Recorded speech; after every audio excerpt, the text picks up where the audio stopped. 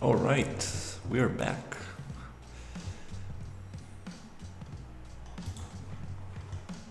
Awesome.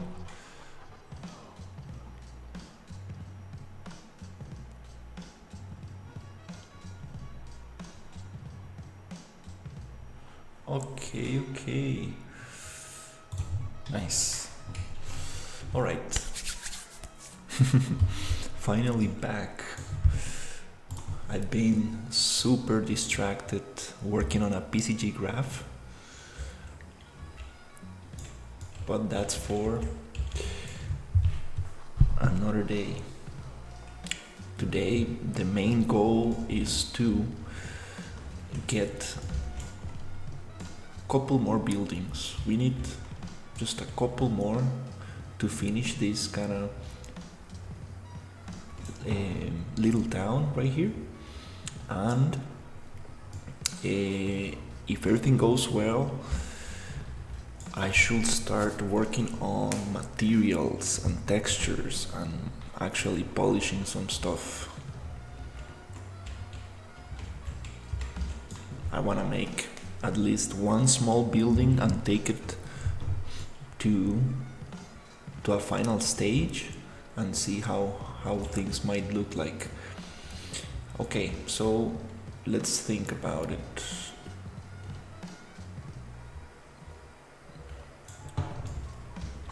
Okay, should I just grab one of these buildings and reuse it somewhere here?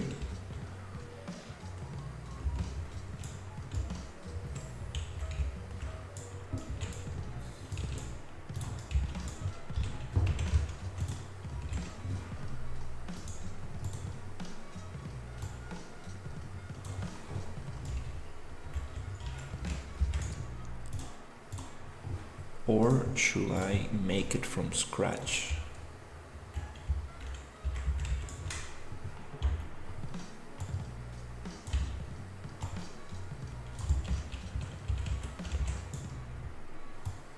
These are like my cookie cutter pieces.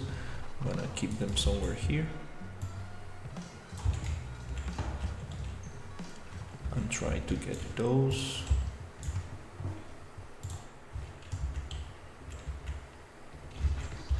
In here. Nice.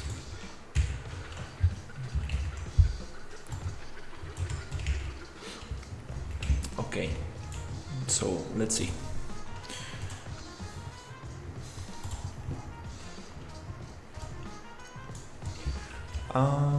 And I think I'd rather just create something totally from scratch. So we can get something a little different.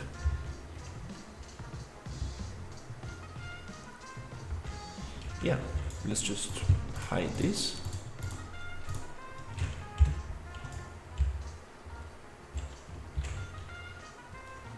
And I'm gonna get a couple of pieces to start building with them.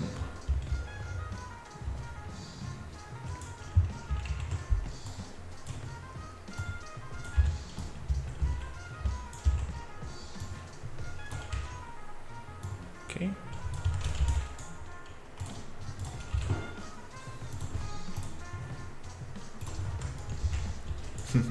It's funny, after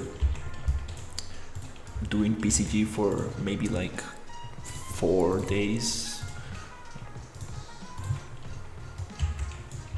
I'm here placing everything by hand.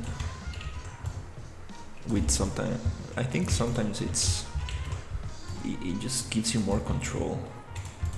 But I'm not gonna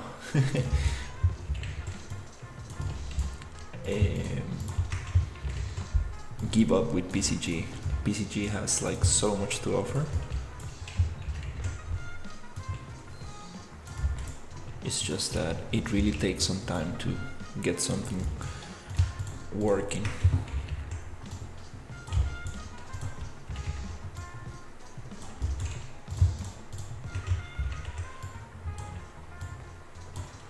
Okay, I'm just gonna make a little grid.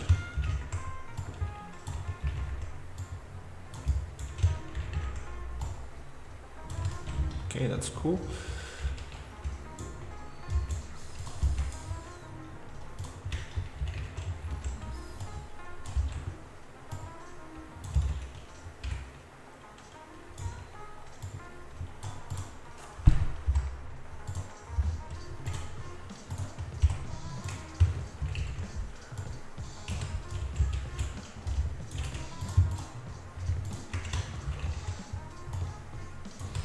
And I see that we are 10 units off, so we could probably just push everything up a little.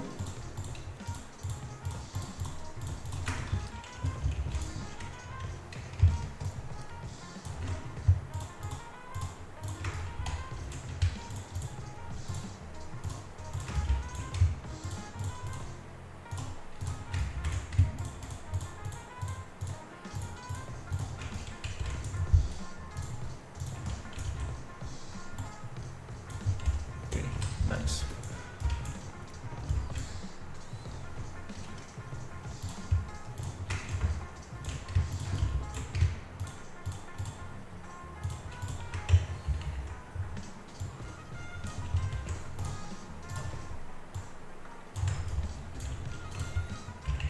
Something like this.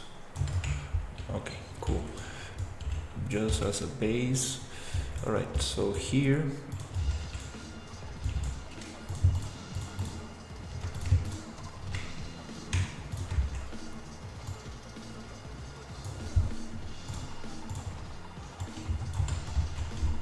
now I can start actually doing something cool with this.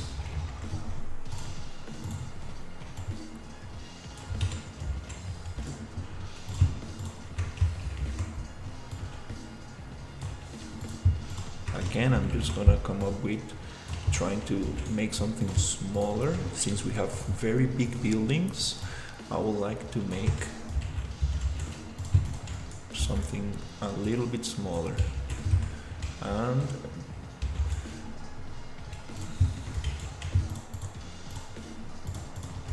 okay, this is going to be the base. Now I'm going to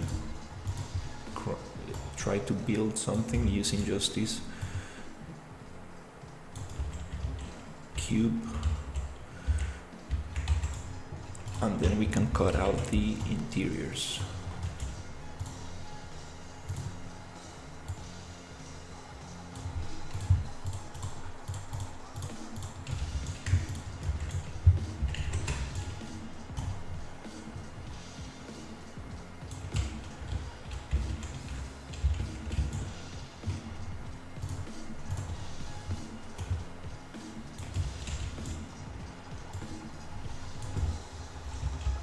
I'm looking for something smaller houses like this that we can actually place around.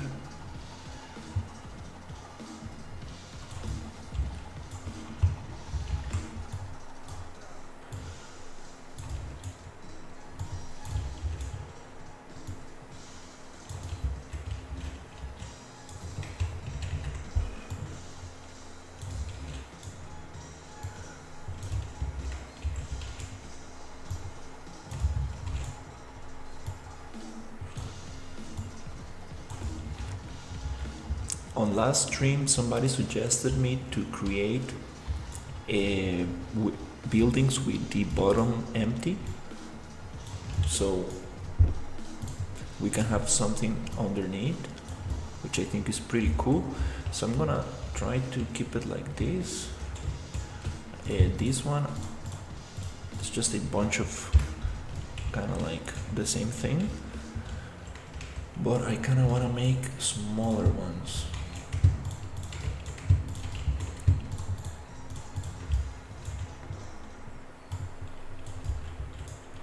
And I'm gonna get a couple of floor pieces.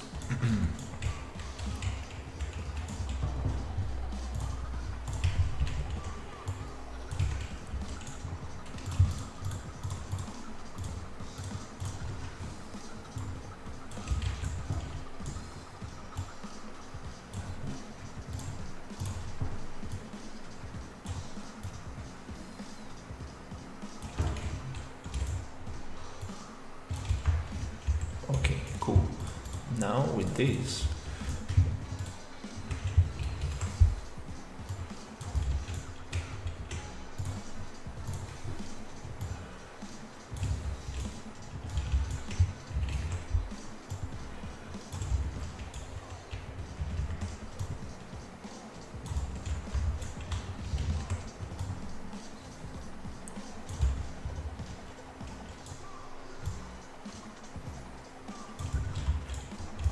Something like that.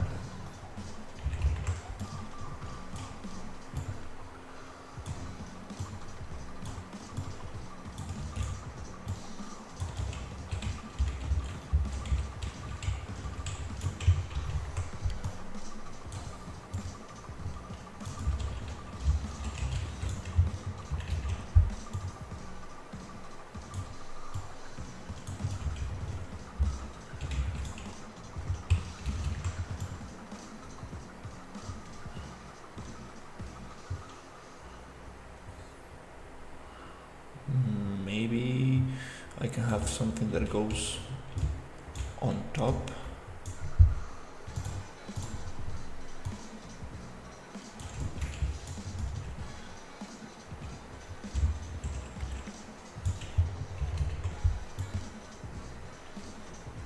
And branches to one side.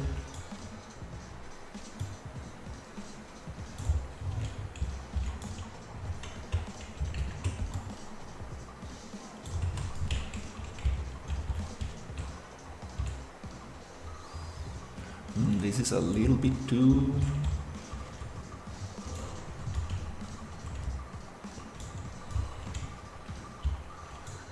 kind of like close to each other, but okay. And maybe here, maybe here or somewhere, maybe in the center. I probably need to group these buildings to be able to move them around.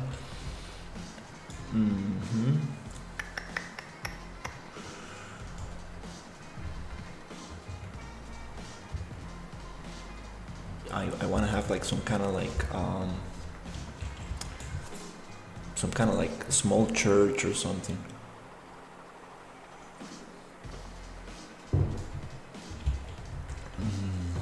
Okay.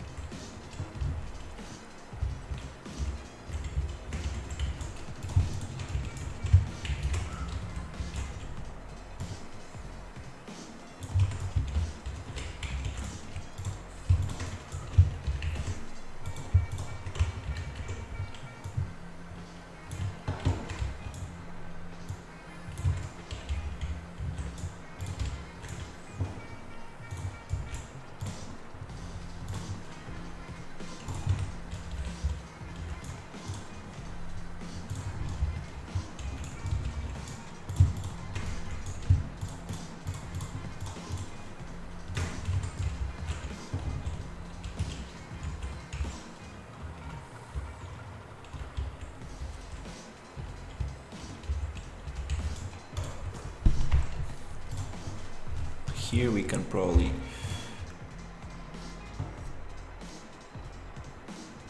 no. Oh, I'm deleting. No, cancel. I want to delete from the viewport, not from the content browser. Okay. Here.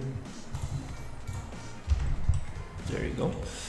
We can make this room come in here.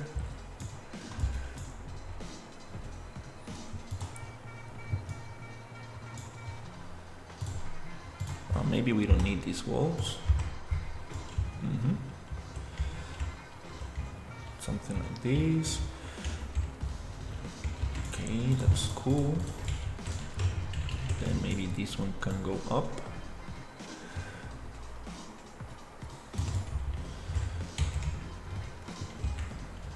Then maybe we can have a platform that goes here.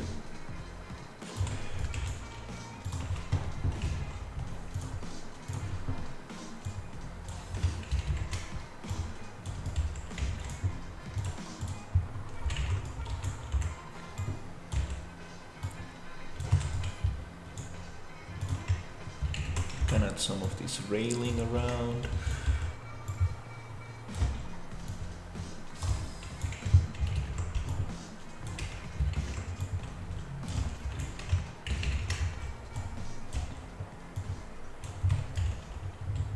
And let's add some structure to this. So here we don't need a door for sure. Let's change that for a window right here. Cool. And add some structure like wood. I have some wood beams. We could probably use this one. Let's add it right there. Let's find the pivot point. Maybe. Okay, that's kind of okay. Let's paste that there. Rotate 45. Let's push 300 and 300. And rotate. Go up. Yep. Something like this. And then we can get all of these.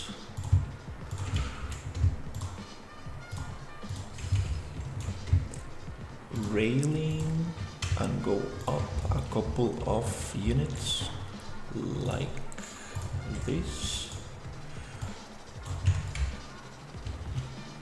Okay. Nice. We are missing the stairs. How are we gonna get there? How are we going to get up there? That's a good question.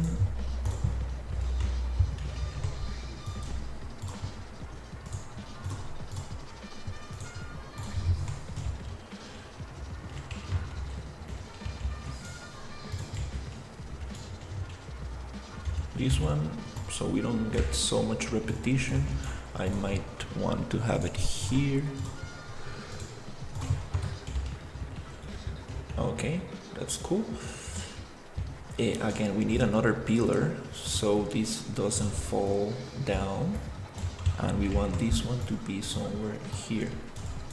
I'm gonna try to copy this point, paste it here, rotate and push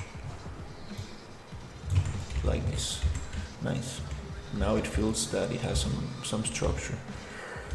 Cool. We have smaller houses. Here we can probably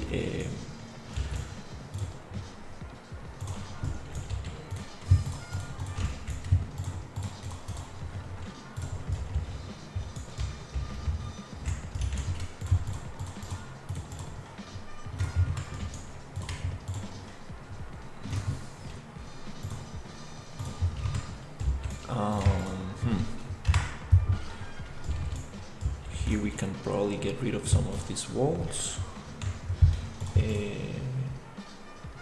These walls.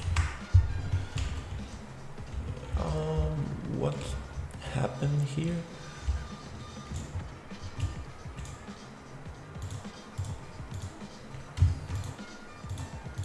Oh, I think I need to push it 10 units.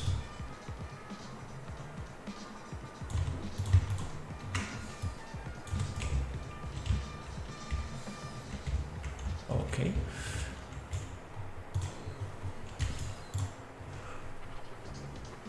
This one I'm gonna close.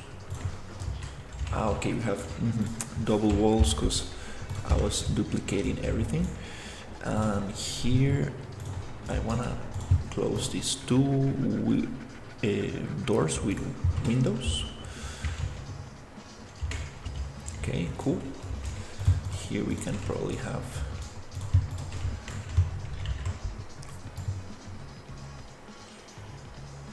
here we're getting a little bit off the grid.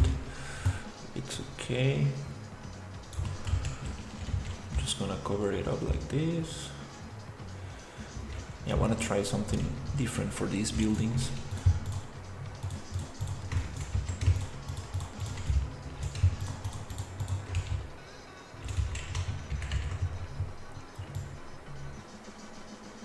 So we have something different.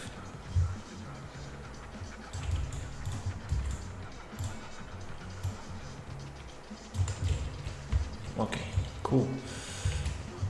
The same here. I think we can probably just have a bunch of stuff underneath that I might need to delete.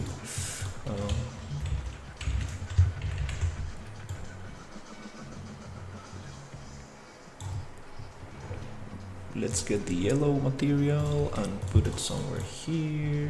Bloop. And then I want to push this around. Okay. And then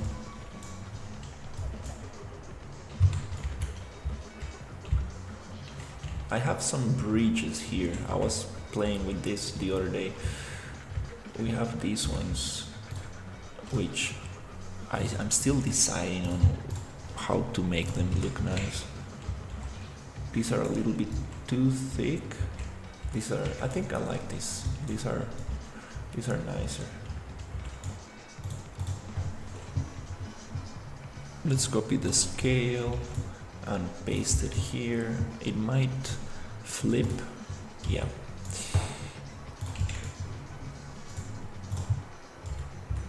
So this one I will need to transform on why? I always get this wrong. X and rotate 45.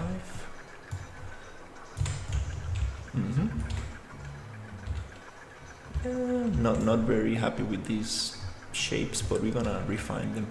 Definitely these round shapes, they don't go well. No, I don't think they go well with the rest of the design, which is very blocky. Okay, cool. And then I would like to make a little kind of houses, smaller ones, because we don't really have smaller one like this. Oops. I'm gonna leave the floor like that and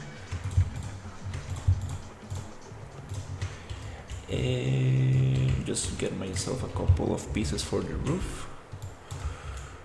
Find a pivot point somewhere here, copy that location, paste it here, go up 300 units, rotate,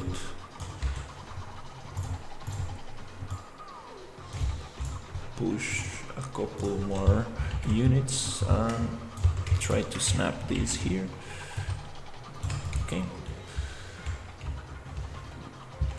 Okay, so we have this kind of like very simple cube building. How can we make this nicer?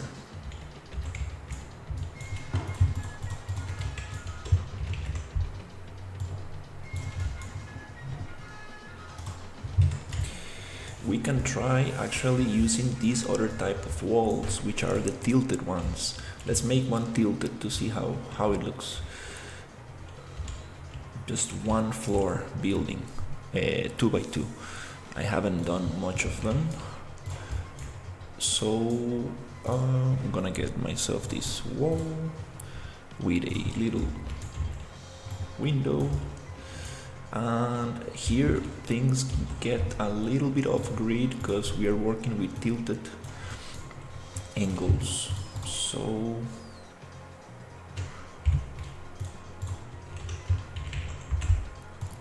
things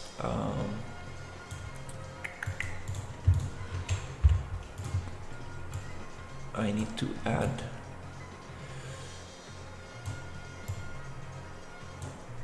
a little piece in the corner to close that gap, and I think we have it right there.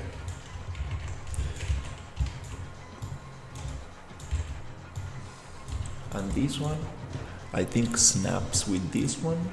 If I paste the location, not quite, just need to push it a little bit. Okay, nice. Now we have that corner. And these offsets, I'm still trying to understand the math behind this. It offsets 1, 2, 3, 4, 5. Okay, 50 units. It goes a little bit which is it's nice. And on top, actually, I haven't. Let me see. I want to try something I haven't done. So it offsets 50 on the bottom, and on the top it offsets, it goes in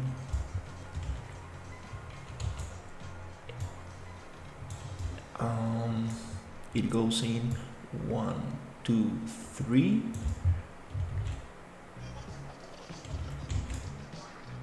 1, 2. That's a little strange because we have this corner piece.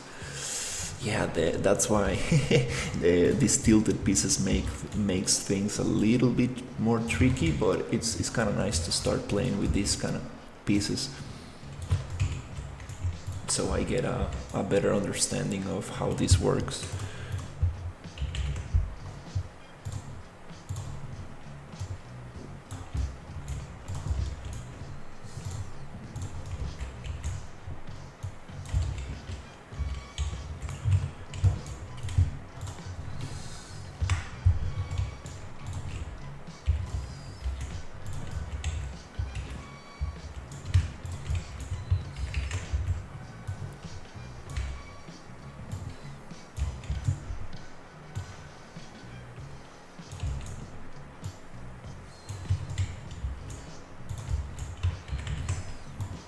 Okay, let's get this one here. Yeah, I would love to create a PCG graph for these tilted pieces, but that's gonna really require some understanding.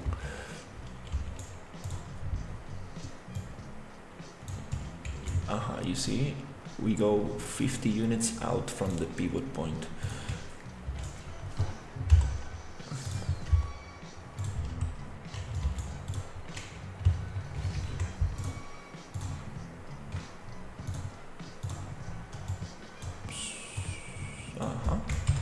And here I'm gonna go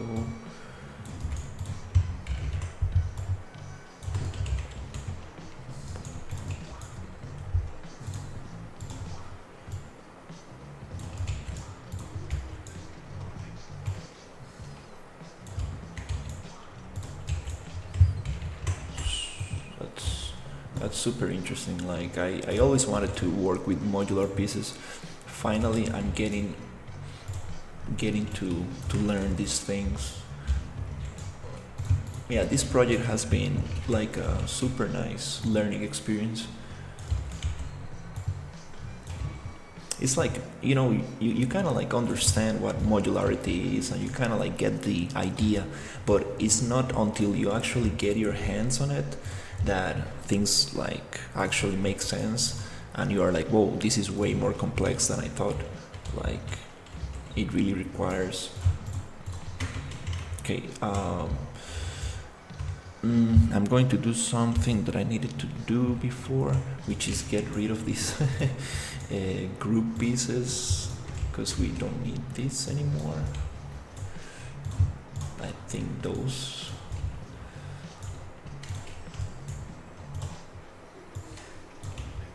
Actually, this group method that I was trying to, this approach didn't work out because things got an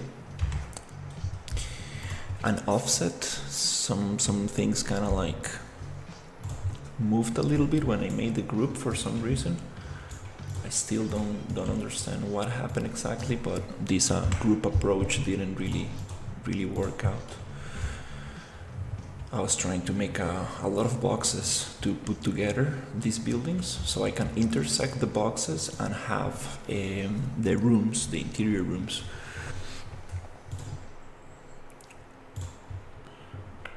Okay, let's see. Boom, boom, boom. What else? Okay, let's continue with this one. So yeah, let's figure out what's happening here.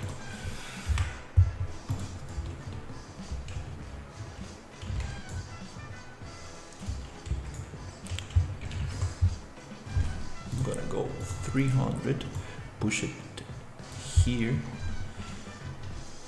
and go 1, 2, 3, 4. It's 1, 2, 3, 4. Oh, I still don't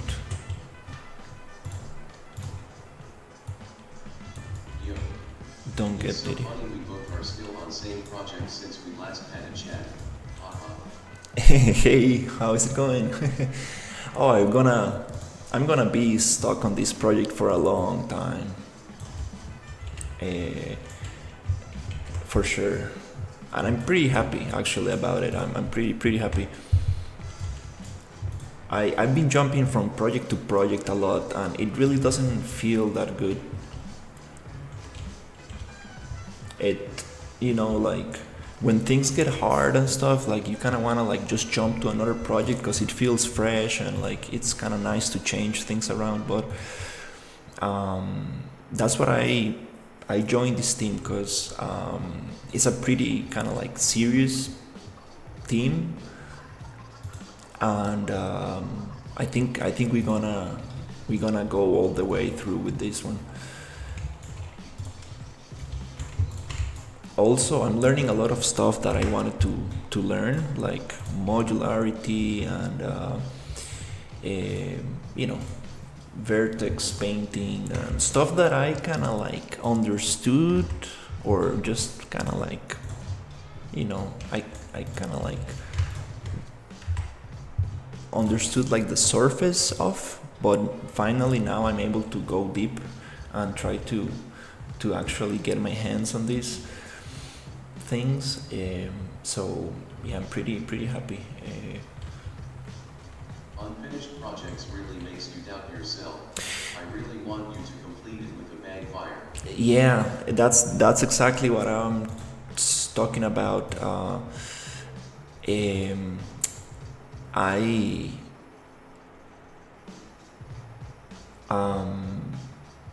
it's I have a pile of unfinished work, unfinished projects, and it's just like it makes you, it takes that confidence away, right?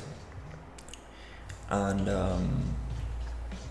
I don't know, it's super cool to actually be able to finish something. Yeah, I was learning a lot of PCG these days. I did the procedural building tutorial series from Procedural Minds. He's a super awesome YouTuber, and I just got hooked on it like for days. Like I went to bed like at 7 a.m. like just trying to figure things out, and I came up with a super cool PCG building graph. Like just like it looks like a apartment building, right? It's just a cube, and you can go up, you can change some walls, you can like change some meshes around, and it's just super cool like what you can do with it. But it really requires time and understanding about PCG and stuff, so it's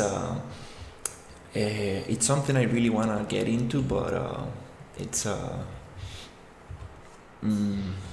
I don't know how to say it.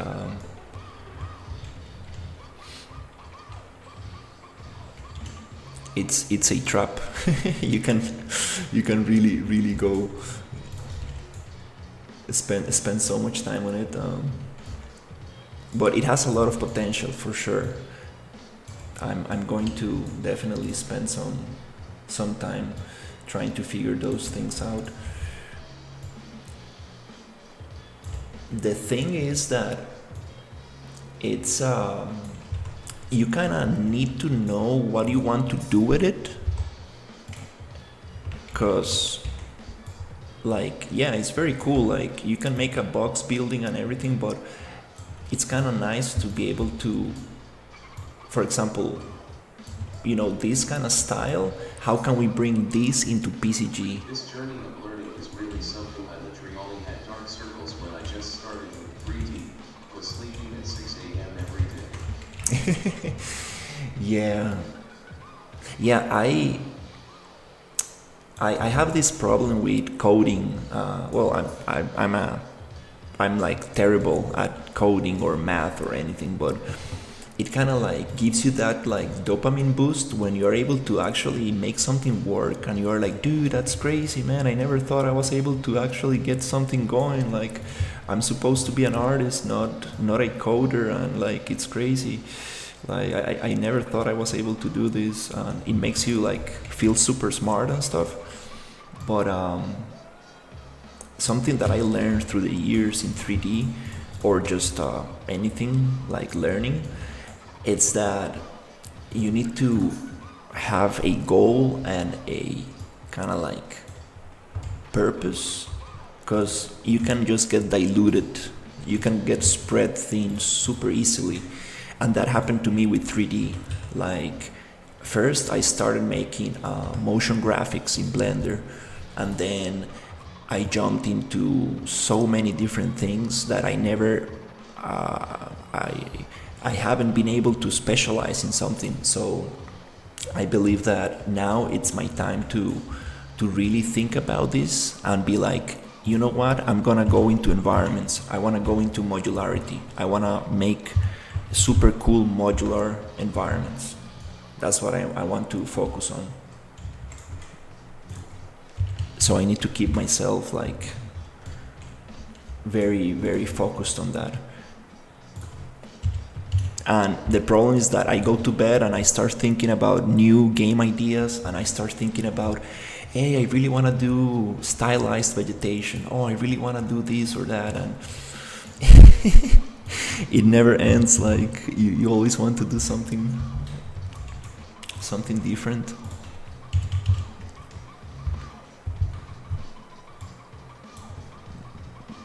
But Narrowing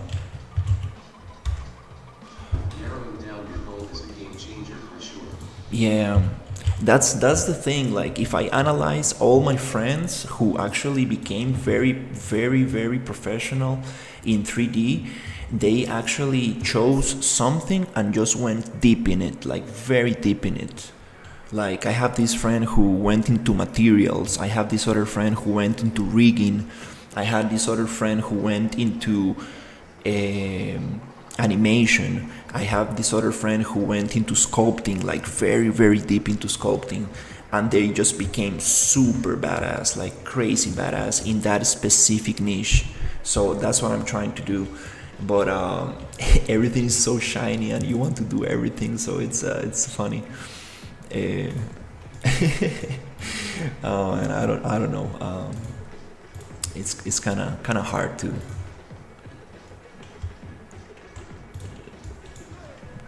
choose. For example, here it's kind of funny. Like, I'm trying to figure out this math. Like, I have these four pieces. I have these four pieces that they touch the edges. These are 1 by 1 in scale. These are 300 by 300 units, and I want to make them grow so they touch perfectly. I know they're offset 50 units. So what is the scale that I need to have for this to close perfectly? Those are the things that I would like to be able to solve with math.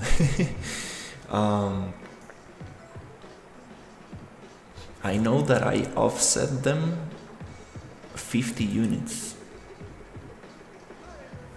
So Sometimes I really hope that I had a mentor when I was just starting.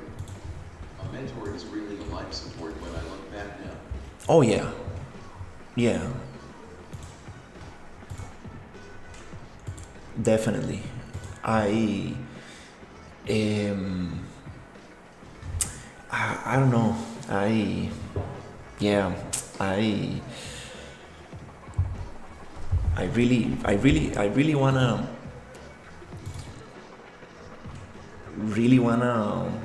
try to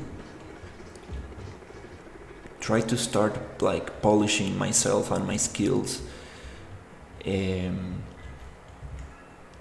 Yeah, I think that I'm super close. Like I'm super close. I'm closer than ever to get it to that point where I'm like,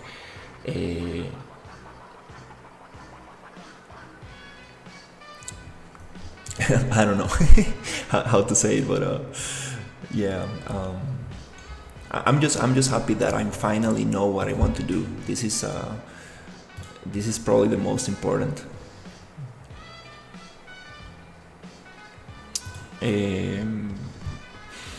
I don't know, maybe 1.25. Okay, I'm gonna try this out. This really doesn't matter, but I kinda wanna see.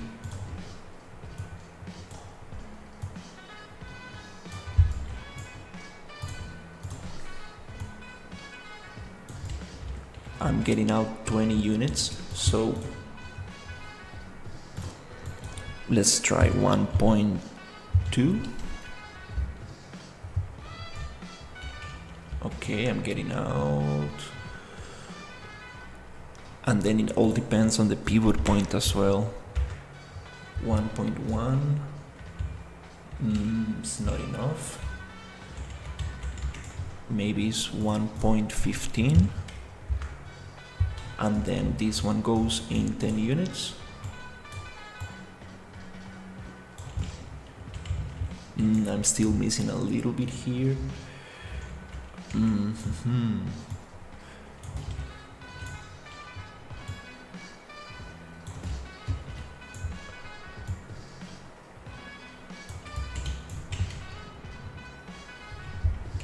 Yeah, this sometimes I get stuck in this kind of like math,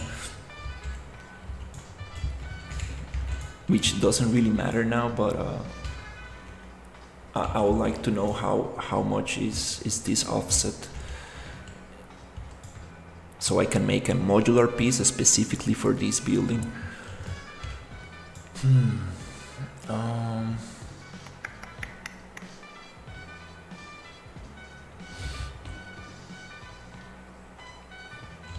I can probably gather this length and then just divide it by 4. That's probably the fastest, because I'm playing with this pivot point and it's gonna like be a little harder to get right.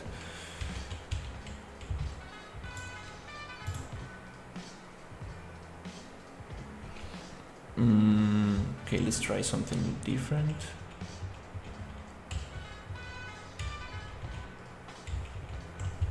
Yeah, and then I was looking at geometry scripting, which, oh my god, like I'm getting distracted again. like in Blender, you can like procedurally model. /4 should work. And I was like, oh my god, like I wanna just do live booleans and be able to modify these walls live, like you do in Blender with modifiers, and be like, oh, add some window details, oh, cut. Yeah, it's a square, and I'm trying to grow this so it gets perfectly in to this point in the center. So I'm gonna just try to grow it 1.1, 1.2 is too much. I think it's 1.1. So if I come here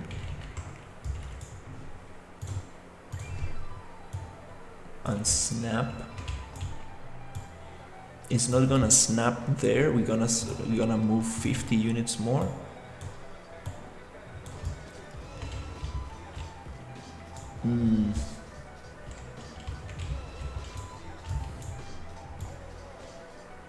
It's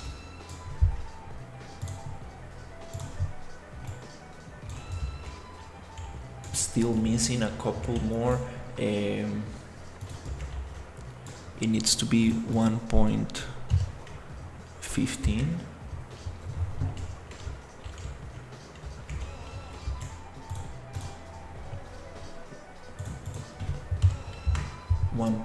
15 and I go back 10.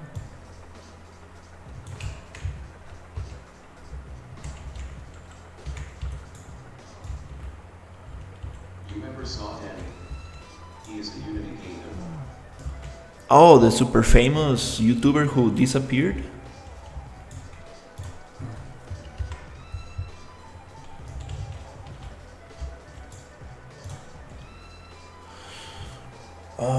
Okay. Okay, let's try something different. Let's basically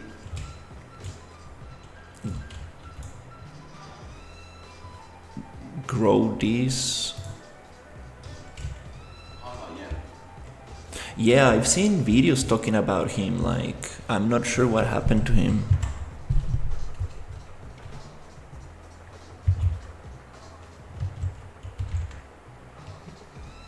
Two point two, 2.5, 2.25,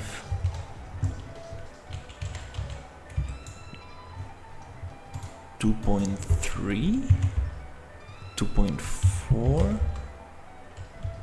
35, 2.3, what?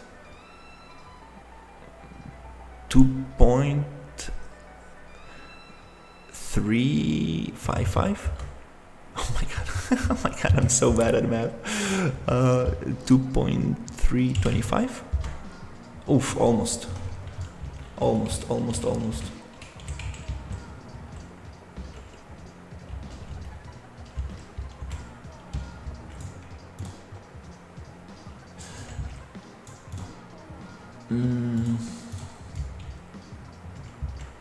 Yeah, what happened with that guy?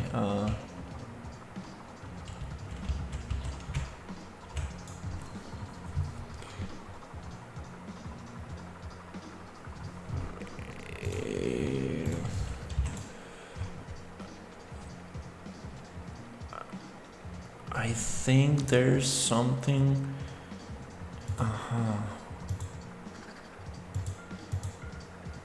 Yeah, this could work as long as I have the pivot point on the right place. Because if not, I'm gonna get an offset, and that's not what I want. I'm getting that offset because this is a tilted wall. Okay. No issue. Now I understand. There should be a better way to line up meshes by them there. Oh yeah. I'm able to line up meshes. This is a 3x3, so I can go here and snap every 100. So I can go and like bloop, just like bloop and bloop. It's just that I'm trying to do some like weird math right now. I'm sorry. You can line up meshes pretty easily as long as you are inside the grid. But now I'm dealing with tilted pieces, like these kind of walls that are a little bit tilted, and I'm trying to figure out what is the size of the floor that I need, just so I can create a procedural, a specific floor for these pieces, so I don't need to like scale it around. So I'm trying to figure out what is this measurement. Let's see. I want to go 1 on C, and this should match right here. And it needs to be, and then I can cut that in 4, right? And from there we can actually get the right measurement. It's just that, as you can see, I didn't did very. As you can see, I didn't do very well at math. It's kind of funny because my brother is super good at math, like, and my grandparent, he was amazing at math, and I'm like terrible. And definitely I realized that math is super important. Okay, I think we got it. Just one point less. I think it's 2.333, if I'm not mistaken. There you go. I found the value. Oof. So it's 2 times 0.333 bigger. Cool. So now that we have this mesh, Jesus, this is funny. Like, people are probably like, dude, this guy cannot simply divide a mesh in 4. So we're gonna make a copy of this, right? We're gonna replace it here. Now we're gonna go to modeling tools, and here I'm going to bake this. So Xform, bake transform, not the rotation, just the scale, right? And here I'm gonna go to modeling, and I'm going to go to poly edit, and I'm going to go to insert loop. And here, instead of just deciding where it goes, I want to go to even. So I'm gonna go to position mode even, and this is gonna cut it right in the half for me right there. So I have now this perfectly cut it in the middle. So I'm gonna go accept, and then I should be able to keep my pivot point right there, and I should be able to go here and just get the right faces and delete those and those, and I'm gonna end up with 1/4. So here, if I go to edge and I make a bridge, I should be able to cut it here. I mean, bridge there and bridge here, and accept. And here now, if I go to 100 and I just push it, I should be, no, it needs to be 50. I should be able to snap, and there you go, finally. Yes, I got this working. So Control C, Control V, and snap. There you go. Now I have the floor. Yes. That's so funny. Like, it took me like 15 minutes to get this working, but now we have 4 nice super pieces for the floor that snap nicely to, they snap to, they snap to, this pivot point is here, so it snaps to that one. Okay, well, I guess I will just need to offset a little bit to get this there, but at least it fits very nicely. I'm gonna just go Control B to browse and name this. I'm gonna give it the right name. It's gonna be slum floor. And I forgot the measurement. Just gonna name it slum floor bottom, something like that.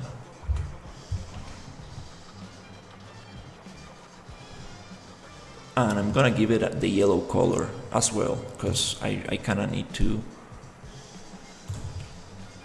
be able to organize this a little bit. I'm gonna find it here, and oops, why it does that? I don't wanna. It's now Unreal is opening all my new tabs inside the same window. That's new. Here I just want to add the yellow color.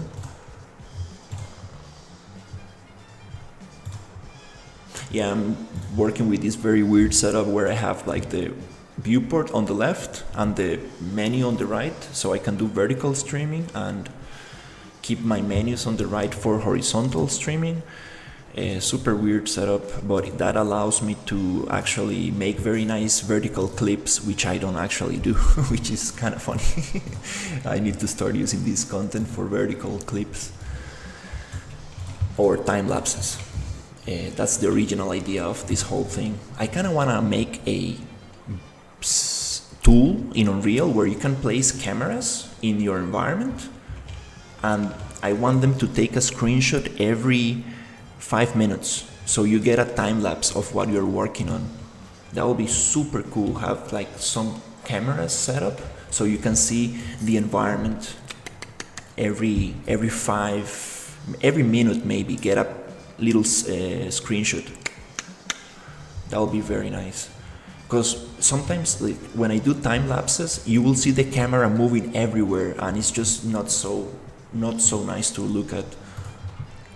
But I've seen like ZBrush time lapses where they have the camera steady and it looks amazing. Like, I really like art time lapses. I need to learn how to make some very nice time lapses for my work. Okay, now with that we got this going on, let's figure out what's the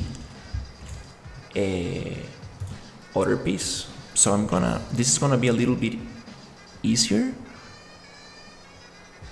because I'm going to basically browse this one, duplicate it, and just name it maybe top or roof, maybe roof.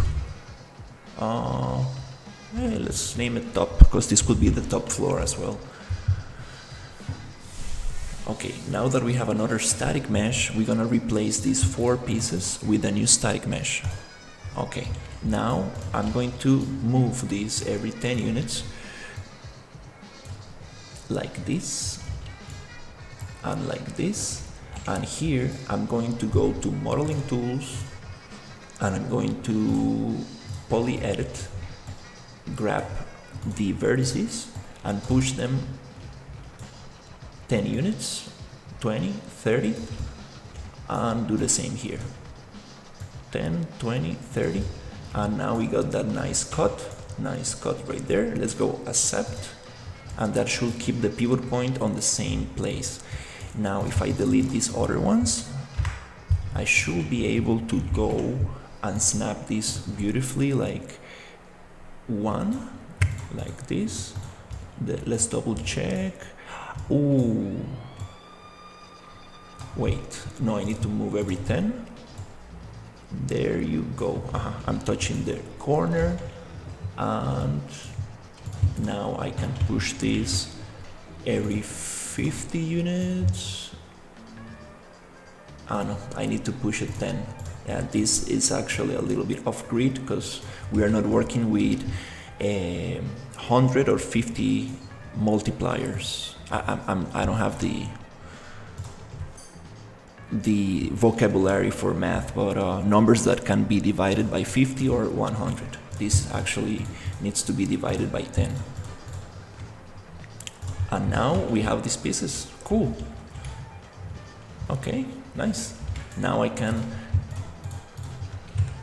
easily work with this. That's super nice. I wanted to do this like a super long time ago instead of just scaling things. Now I have the proper value for this. And I think this, okay, it keeps the scale because we actually did a modeling operation and not a scaling operation. Okay, cool. Nice. Okay, super basic building right there.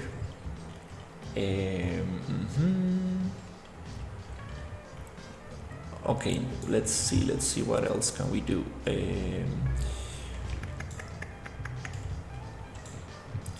Okay, another thing I would like to do now that we are doing some stuff like this,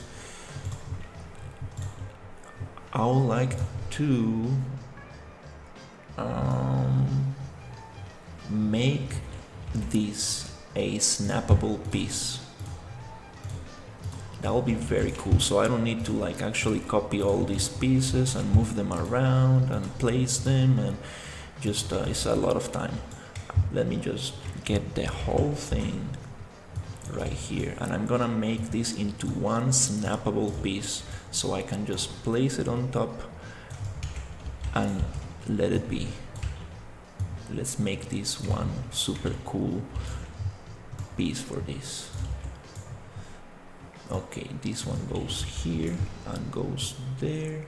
Nice. It fits very nicely. Nope, this is actually meant for this other building, not for the tilted one.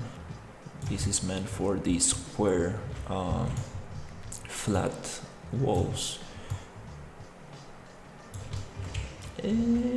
Almost. No, it's not even meant for this. Actually, this is a very specific building, which is actually 20 units off grid.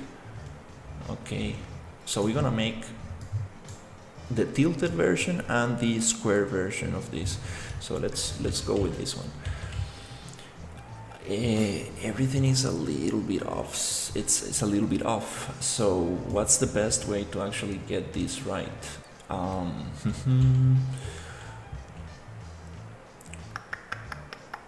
I think that maybe, yeah, let's do this a little bit more clean.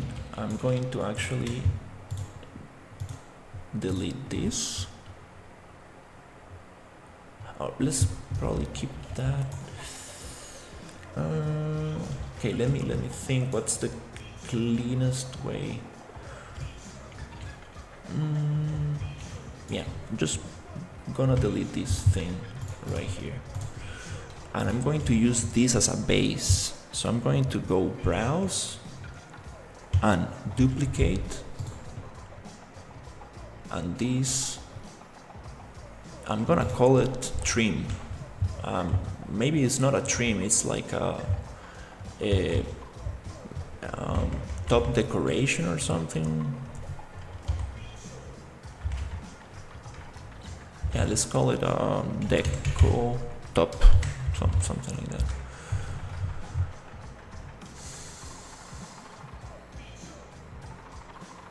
Yeah, I really want to push this layout so I can actually, I want to make one building and take it to the finished state. I want to just put all the props, all the set dressing, all the textures to see how things might look like. Okay, so I'm gonna copy this pivot point, paste it here, and start working from here. This pivot point is in the center, which is not the greatest place for a pivot point. Usually you want to have them on the corner. So here, let's go to modeling. Just make sure that I'm not modifying the original. So this is the deco top. Yeah, naming, it's super important. Once you start working with so many pieces and stuff, naming is very, very important. Let's just keep it 10 and 10 in height. I'm gonna use the same measurements I've been working with. And then this, I'm gonna just push it right there. That's great. So we have this thing. Now I could probably just duplicate this around and make a union boolean, but let's try to make things a little bit cleaner, because booleans, you know, they give very weird topology, which is okay because this is going to be sent to Maya for actually retopology. So I think that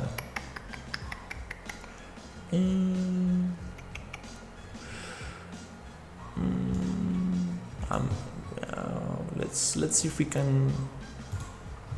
I really like the modeling tools in Unreal. Like, I want to get very good at this, but also I need to be smart and not waste too much time, because when I get into details I just spend hours in like a little corner.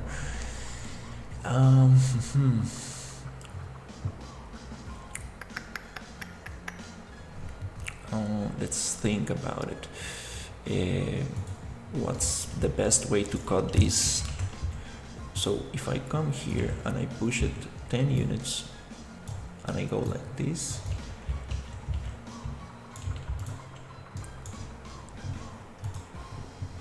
and then come here and insert an edge loop and take the even out.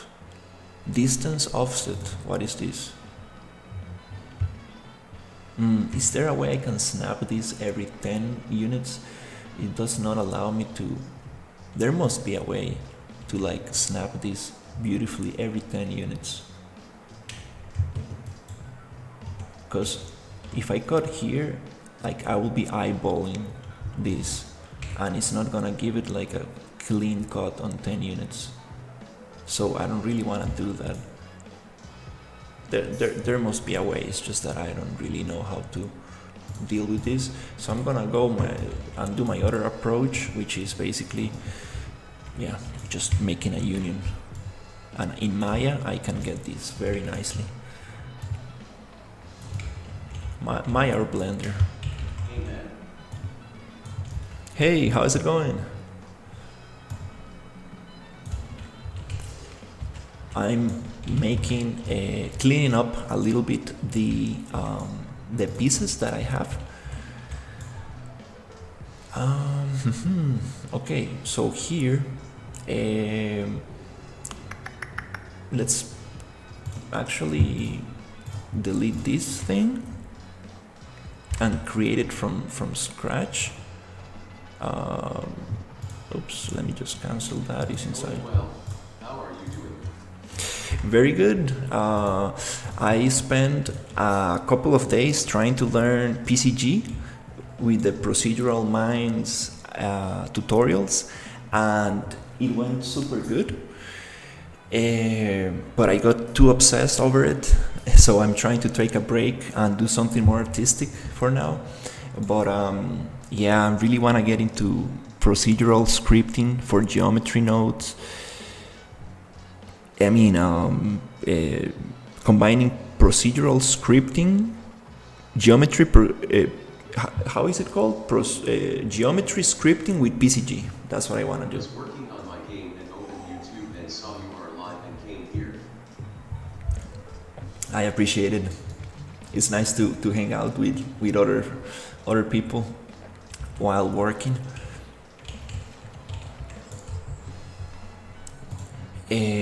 So yeah, I'm trying to really push the layout so I can actually I really wanna take one little building and really polish it with retopology, texturing, set dressing to see what are we actually dealing with. Like I wanna see the final picture. So I'm gonna push the layout as much as I can, so I can sit down with Ryu and get this approved, and then push it into Maya. Because he wants me to get the Maya indie license and start actually working on it, but I'm like, dude, like I don't wanna go into details if we don't really know what we gonna do, right? Because once I get into Maya, I'm gonna go deep into details, and I don't really want that work to get scrapped or trash away.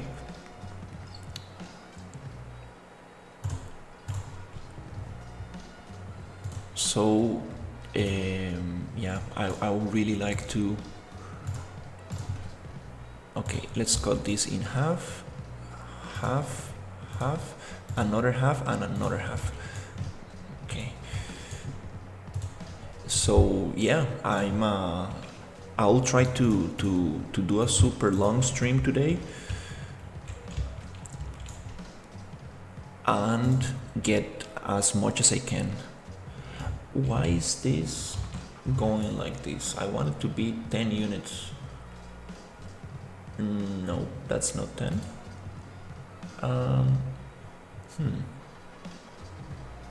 Extrude. Maybe 20? I'm not sure if that's 20. No, it doesn't look like.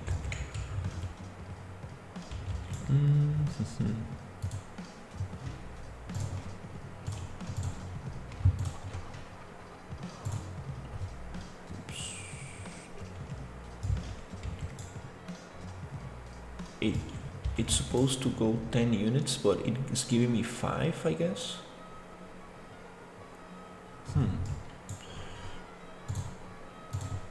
And what are you working on right now? 15, 20. Okay, well, this one I don't really need to make it perfect.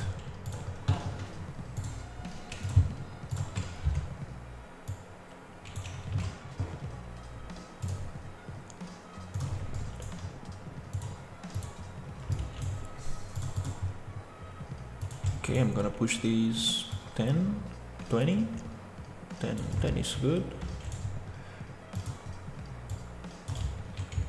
And probably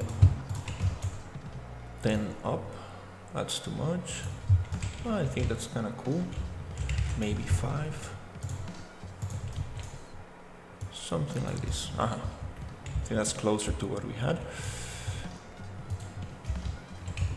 Okay.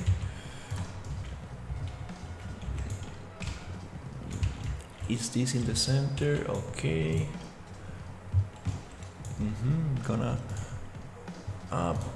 I'm gonna probably get away from that round shape and you do something more square like. So here, I don't really want to do this, but I don't know what other way is there to cut this symmetrically. So I'm gonna go half, half, and half, basically, until I get this thing. And I'm gonna cut it here as well. Just half, half, and half. So it will give me a 10 by 10 little square. And then I'm going to come here, get these two, and I want to extrude them up 10 units, which it starts like at 5 every. Okay, that's why I have there. So it's okay, something like this. I think that's kind of cool. Let's go accept. Okay, nice. Now this is super nicely set up. So we're dealing with tilted walls, and we can have this kind of like angle going from tilted to straight, but here's where I kind of want to like maybe grab this piece, go Control B, Control D to browse and duplicate, and here I want to create a tilted variation of this. So I'm gonna push it here, and this one I'm gonna leave somewhere here so I can have it for this other building. So here I'm going to try to get this angle. I'll try to match this angle, which let's see how to do that. Let's try to get this. Oh, okay. We have two vertices. So let's try to push it 5 units. No, that's too much.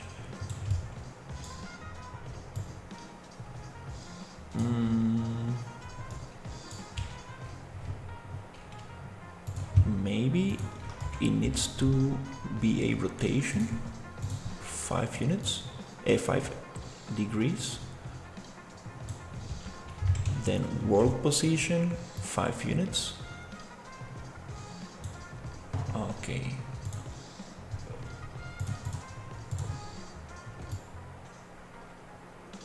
Oh, I think I got that rotation there, and I need to get this rotation on the other side. So it's 5, and then push. Okay, I think I got it. Is this a copy? Okay, let's try it. Okay, let's hide this other one. Okay, yes, I got that rotation. Nice. I think it's a little bit off.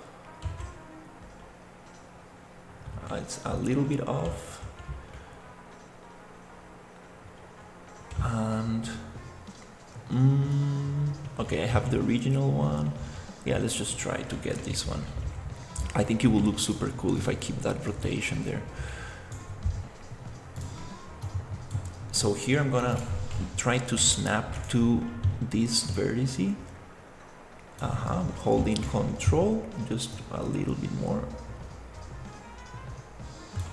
Is that actually snapping? Okay.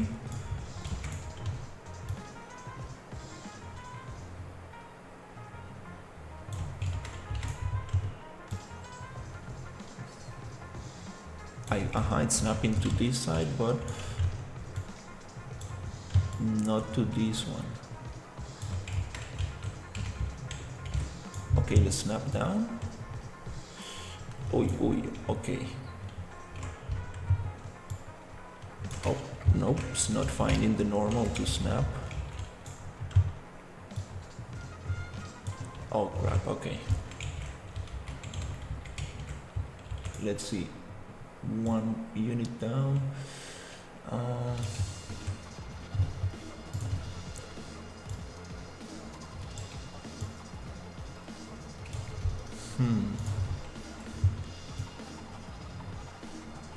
Oh, there you go. It found the point.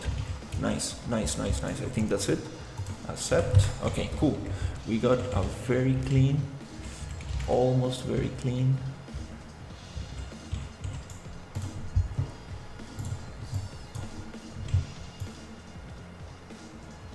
There you go, I found the point. Okay, I think one more snap to the right. There you go, it found the point. I think that looks pretty clean. What it doesn't, this doesn't look, the UV mapping doesn't look right because this is a triplanar texture, so it's trying to map this super weird angle and it's gonna like get bented, like very weird, like stretchy here, but that's, I mean, that's what happens with triplanar on kind of like tilted surfaces. So we have this thing here. So the next step is going to be mirror. I'm going to go to modeling, model mirror, shift to center, and I'm going to look for left, right, up, down, forward, backwards, center, or is it forward, center? I think, to do this I need to hide this other piece so I can get a better idea if I'm getting actually. So it's backwards, center, there you go. So I'm getting this little corner and this little corner super nicely done. Nice. So now I want to see if this actually is able to match nicely. If I go here and push this around.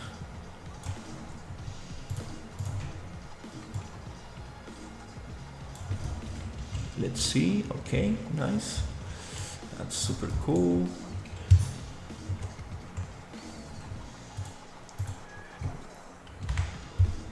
Okay, so I'm gonna find this mesh and I'm going to push it here. And I'm going to call this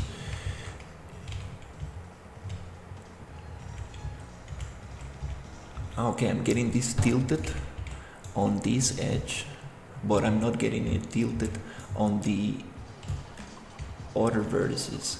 So, okay, let's see. Maybe it will look super cool if I select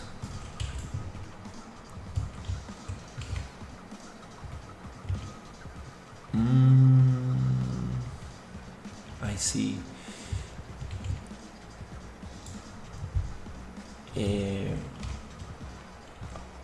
Oh crap, okay, this is gonna be a little bit difficult to get right.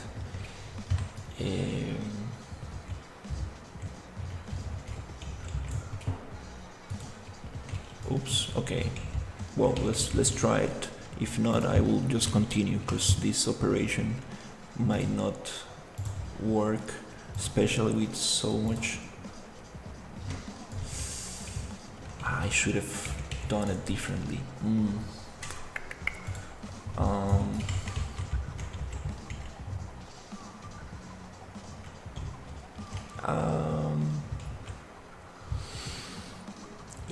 Yeah, I should probably step away and just leave it like this, because that's too little details. I can probably get this done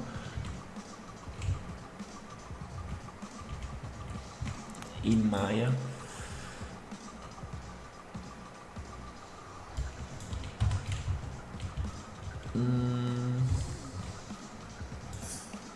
Yeah.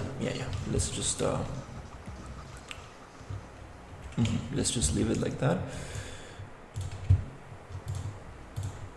Now I would like to see if I can combine this using a model.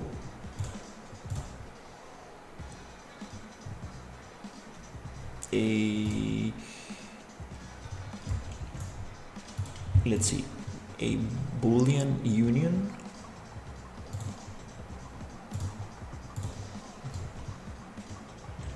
So it cuts all the intersecting faces. Let's make a little test and see what the geometry is going to look like.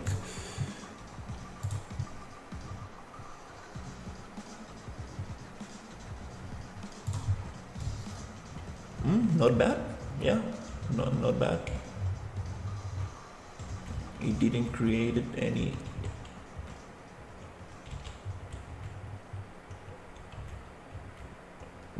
It did some weird stuff here.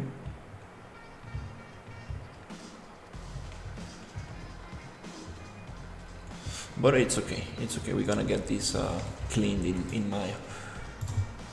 Okay, cool. So again, I'm gonna get another union here. And the last union of everything together. Okay, cool. Now we ended up with one piece. So this piece I want to offset to, I want to copy this pivot point right here. So I'm going to go and edit pivot, and I'm going to copy this pivot location, which is this one.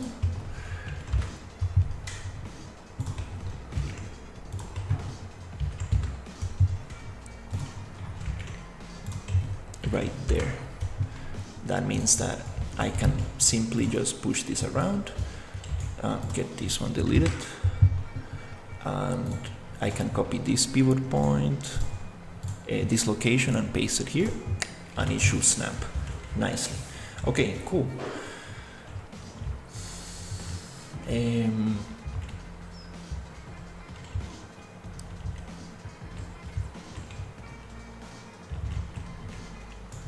I get this nice angle here, and then I get like a straight angle there. It looks kind of interesting, but it's okay. It's okay.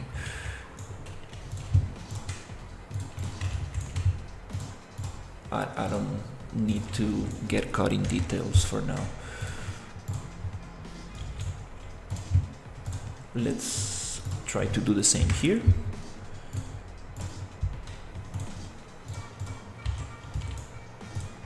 I'm gonna copy this location, paste it here, go up 10 units, and here we have an issue. Here this is a little bit too big, because this is a little bit wider since we are using corners for this. Here I'm just using a straight wall, so it's gonna be shorter.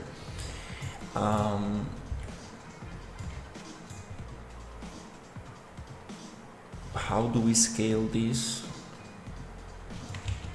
to be proportional, because if I just go like this, does it keep the square? No, it becomes a rectangle.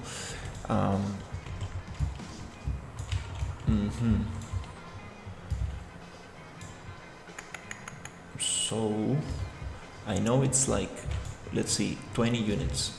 So we need to cut this down 20 units.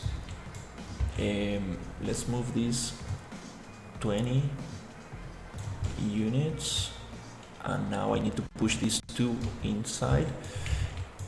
So I'm going to go modeling, and I think I need to just push these 10 units, 20 units in and 20 units in right here.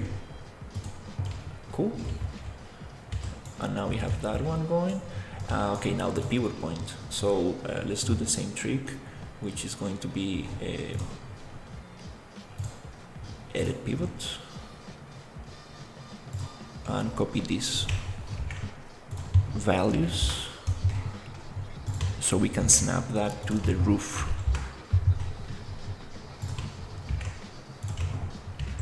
Nice. Okay, cool. Now this one should go every 300 units, like this, to 10 units more, and then I can go on 10 units and push this one here. Nice. Okay, that's super cool. Let's do the same trick, which is I can merge this, but it's gonna give me double faces here, so I'm just gonna do the same Boolean stuff for now. A model Boolean union, get these two together as well with a union, and then get everything together with a union right there. Look. So now we have one piece, and this piece I want to change the pivot point to be this one. Unfortunately, I need to go one axis by one axis. I mean one axis at a time, because it does not allow me to copy all three values at the same time in the modeling tools. So here, if I push this around and I copy this location and I paste it here, now we have a modular piece for this. Now it's gonna be way faster to simply just duplicate this and find this point, paste it there, and just push it. Nice. Now we can decorate a little bit faster. That's super cool. And we also have the individual ones. I'm gonna call this top, and this is the tilted. Oh wow, okay, no, I wanted to open it here. Yeah, whenever I open a static mesh, it kind of like takes my viewport away for some reason.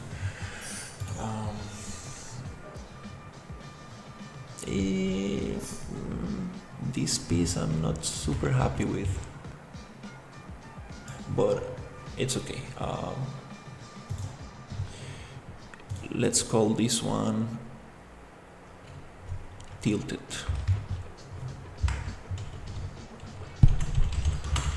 Yeah, I'm gonna start naming everything after I actually do new geometry, because things get very messy very quick.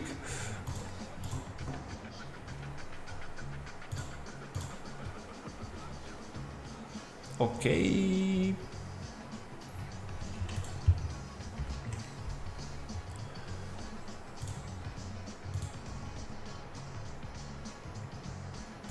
This is going to be the top decoration.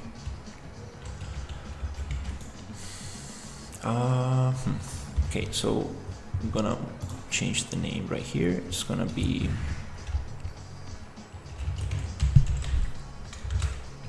slums deco flat. Copy this name.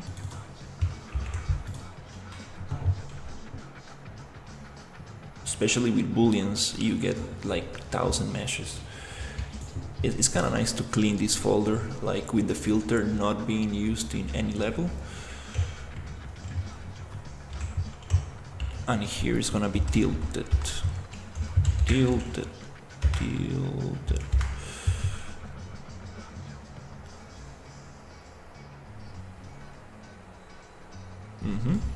Nice. So that's something I wanted to do for some time, to have those pieces there. Okay, that's super cool. And I have the separate ones if I want to like place them here, because this shape is not a square. It's gonna be way easier to do it. Okay, let's see what we got here. Okay. Okay,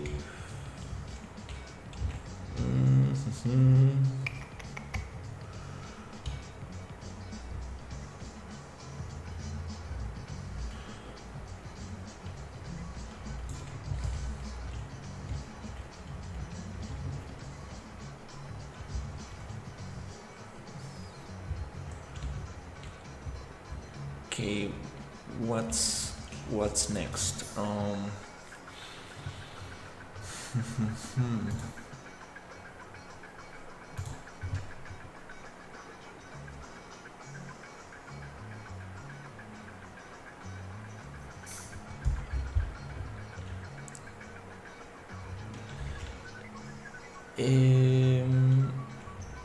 Okay, let's actually, I was playing with some details for the walls here.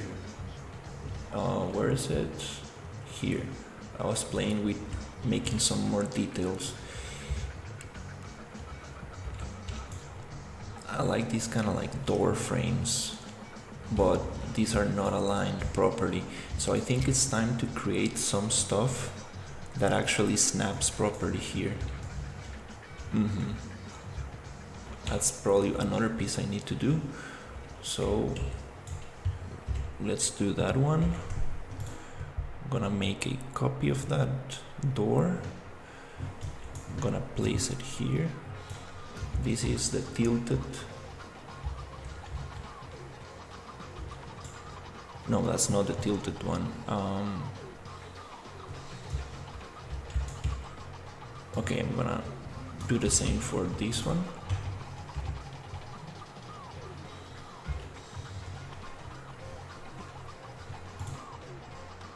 And make a nice door frame so it snaps. Why is it not tilted?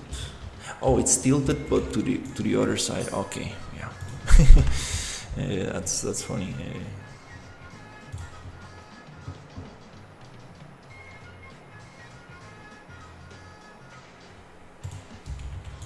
So let's just get this one.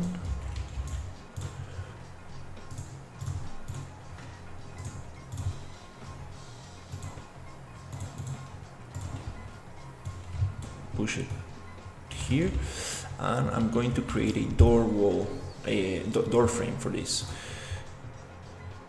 So I think maybe just going to modeling tools, attributes, generate polygroups from find quads. Maybe not, maybe UV islands. Yeah, I think that works.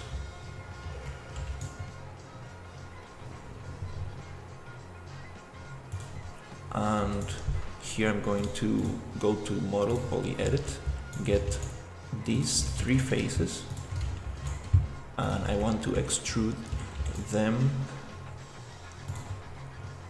but I want to extrude them in a selected triangle normals even.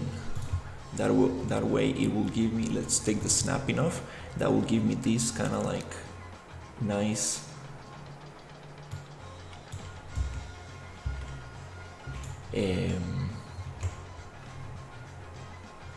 extrude. So let's see, how much do I want this to be? Just something like around this, I guess. Not too much. I think that's kind of nice. So I'm going to go accept. Now I can actually, it's gonna keep the pivot point on the center. Actually, that's gonna be super nice, because I can simply delete this right here, delete this right there, and now I have a door frame.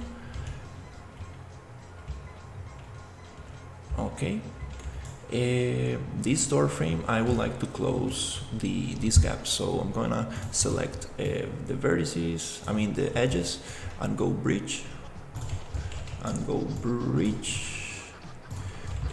I think there's a key for repeating actions, but I need to look it up. Okay, so now we have this closed. That's great. The pivot point is on the same place, so if I copy and paste, it should snap, and then I should be able to go back to the modeling tools, select faces, and then I should be able to scale this, but I know there's an offset, so I'm going to move this to it goes to the other side. That's strange. Like, this is world position, object position. Yeah, tilted geometry, it is a headache. Okay, well, if that's not working, let's try something different. Let's just select this, and hopefully that normal will give me the right rotation. There you go. Let's push this 10, maybe 5 units, like this.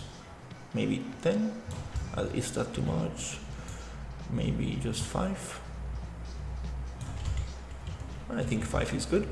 Let's go in and let's get this one pushed 5. There you go. Nice. That looks super cool. The only issue is that now we have in this thing.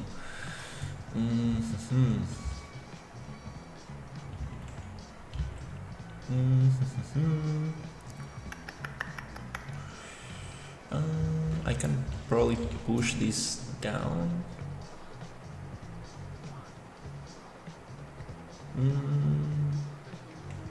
Let's just keep it like that for now. And then I'm gonna come here and call this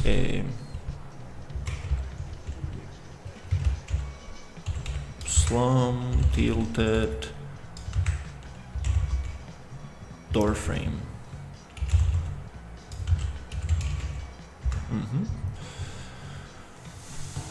And I'm gonna add a wood material to that, which we have somewhere here,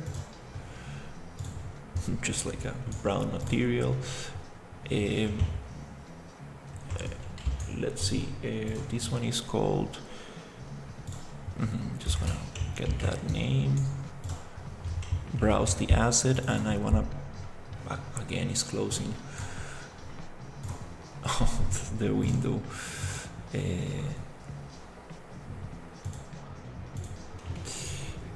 Right here, I'm gonna place it to the static mesh.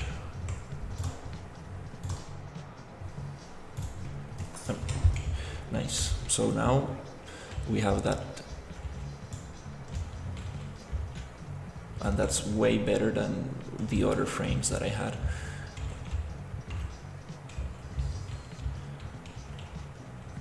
Okay, that's cool. And I would like to create another door frame for this one.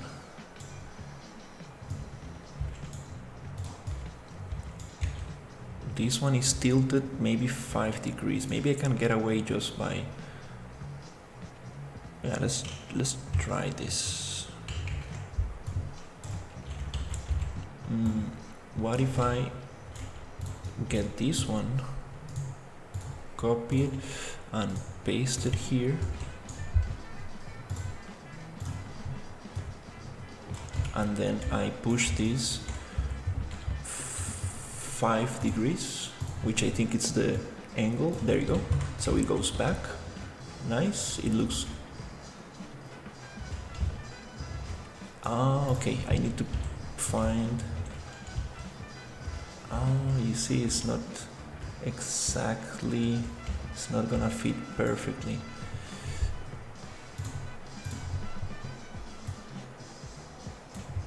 Go 5.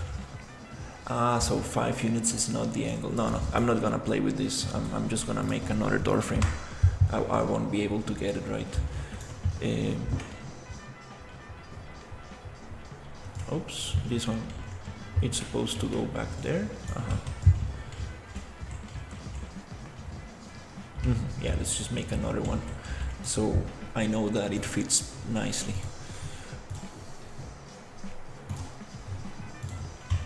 I'm gonna browse this one, I'm gonna duplicate it, place it here.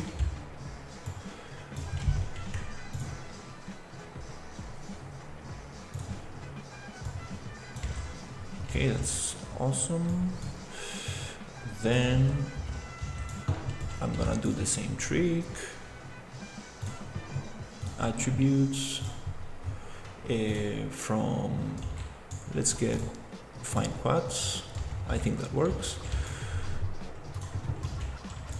And then just extrude. Let's get these faces right here, extrude them 5 units, and then accept, poly edit, get rid of these faces and this one, and now we can just go to edge, these 2 edges and bridge, and these 2 edges and bridge, and bridge. Now we have a door frame with the correct pivot point. Let's call this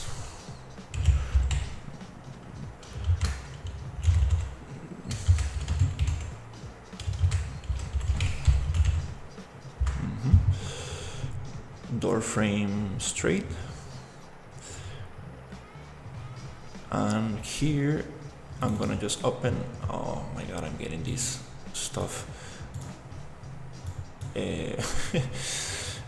Every time I open a static mesh on the editor, kind of like closes my viewport.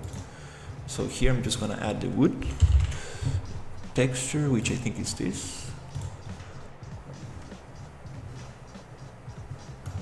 Actually, I'm gonna keep this window somewhere here so it doesn't pop next time. So now I copy this location, paste that location, and we have a door frame, but we want to go 5 units out. So let's just get these faces right here and go 5 units out and 5 units in. Right here, click, and it should keep the pivot point on the same place. And here I can just copy and paste. Nice. Now we have a proper door frame for this this thing. Cool. Nice. Yeah, finally doing things the right way, because I have a bunch of door frames that actually, for example, this one is just me placing individual pieces of wood, which doesn't really make sense.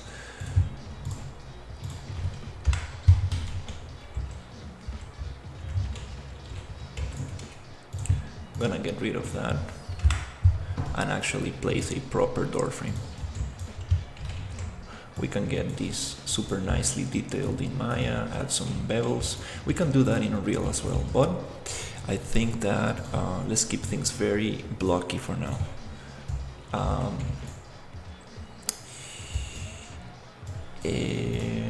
Let's copy all properties and paste.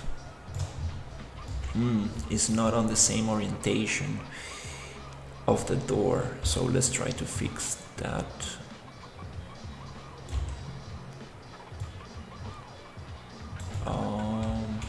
Oh, this is a straight wall. Damn it. Oops. But that's something to keep in mind. We want the orientation of the pieces to be the same. So if I go copy all properties and paste all properties, it should snap nicely like this. Sometimes I have my modular assets flipped, and that's definitely not the right way. Okay, cool. Now we can snap this super fast by just copying all properties and pasting all properties right there. Cool. Nice, nice, nice, nice. Let's see where else we have the door frames. I think that here we have two of them. Let's get rid of them. I really like the bevel effect and stuff, but we're gonna make it properly. This is not very, very nice. We can even have different door frames with different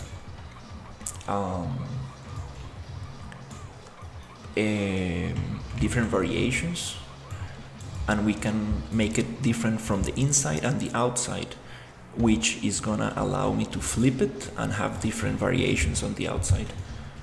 So I'm thinking like very modular right now to see how much can we get from this, and keeping things maybe a little bit too separate, but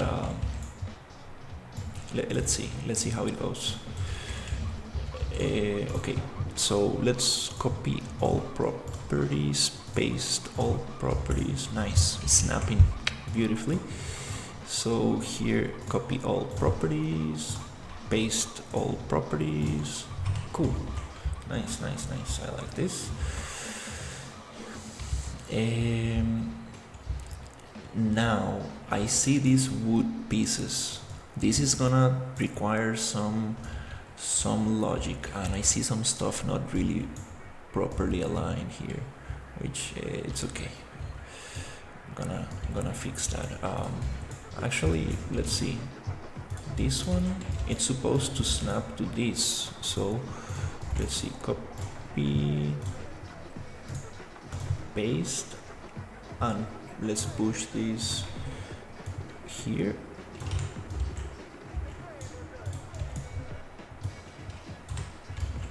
Okay, it was off grid. Nice, now it's clean. Here I'm having the same issue. It's offset 1 point.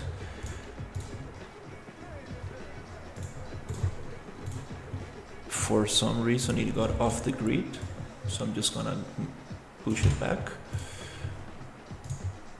by copying the location of the piece right next to it. And here, now we don't see any gaps. That's great. What I don't really like is these pieces of wood. These pieces of wood don't really align properly. It's just me placing wood, like not really thinking modularly. So let's see if we can get some of that going here.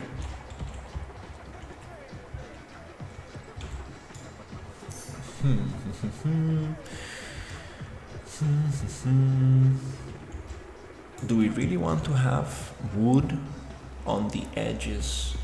Not sure. Yeah, let's just make a test.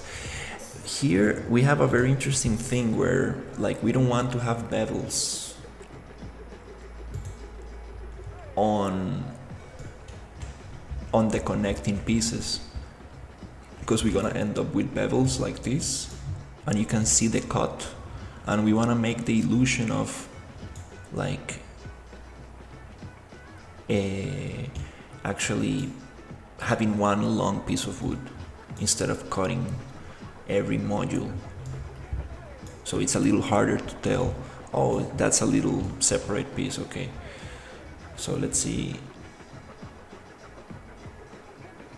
how can I go about this? Let's continue with this little one here to see.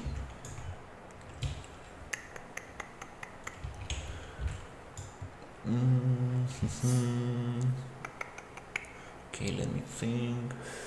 I guess one way to do this is keeping a vertical piece on the left and in the bottom and the top, and then I can just stack them up just like this. We have verticals and then an empty space for the next piece to connect. So let's use that logic and see.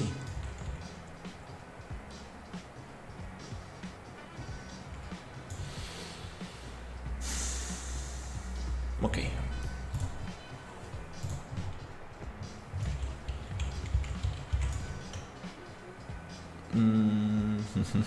Okay, let's just make a copy of this and use it as a base. Yeah, this is super interesting, like actually creating all these modular pieces from this one piece. So here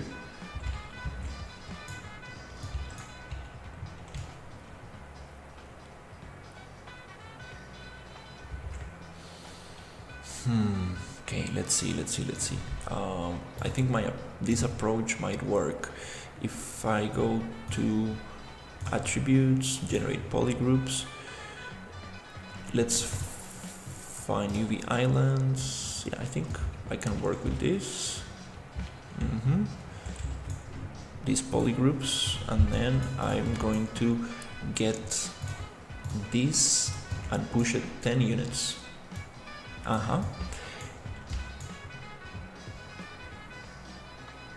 Or let's push it just 5. Okay, let's work with 10 for now. And then I'm gonna extrude 10 units out. So it's right there. We have 10 units.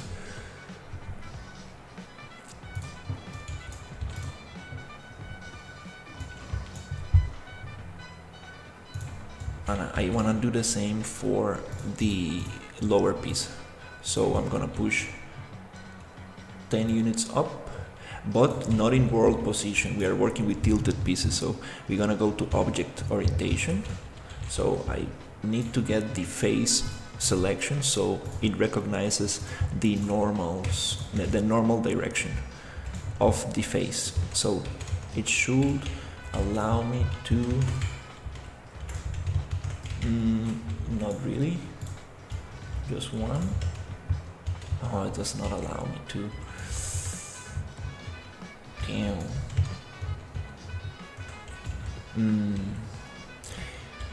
These are some limitations I'm looking at. It's not allowing me to go into world orientation. It keeps it on world, and that's gonna mess up the angle. But we have this one aligned, so it's okay. That's another way we can get it.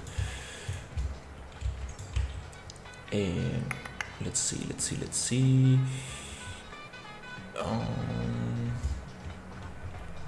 Okay, let's get this piece first. So I'm gonna just cut out everything that we don't need, like this. And then here we just gonna get these two and bridge. And we end up with this piece. So I wanna copy. Well, before that, actually, let's push this.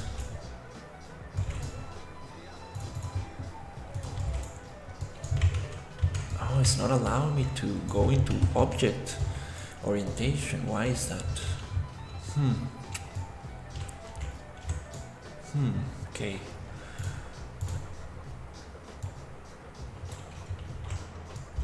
I wanna just extrude this. Wait, what's going on?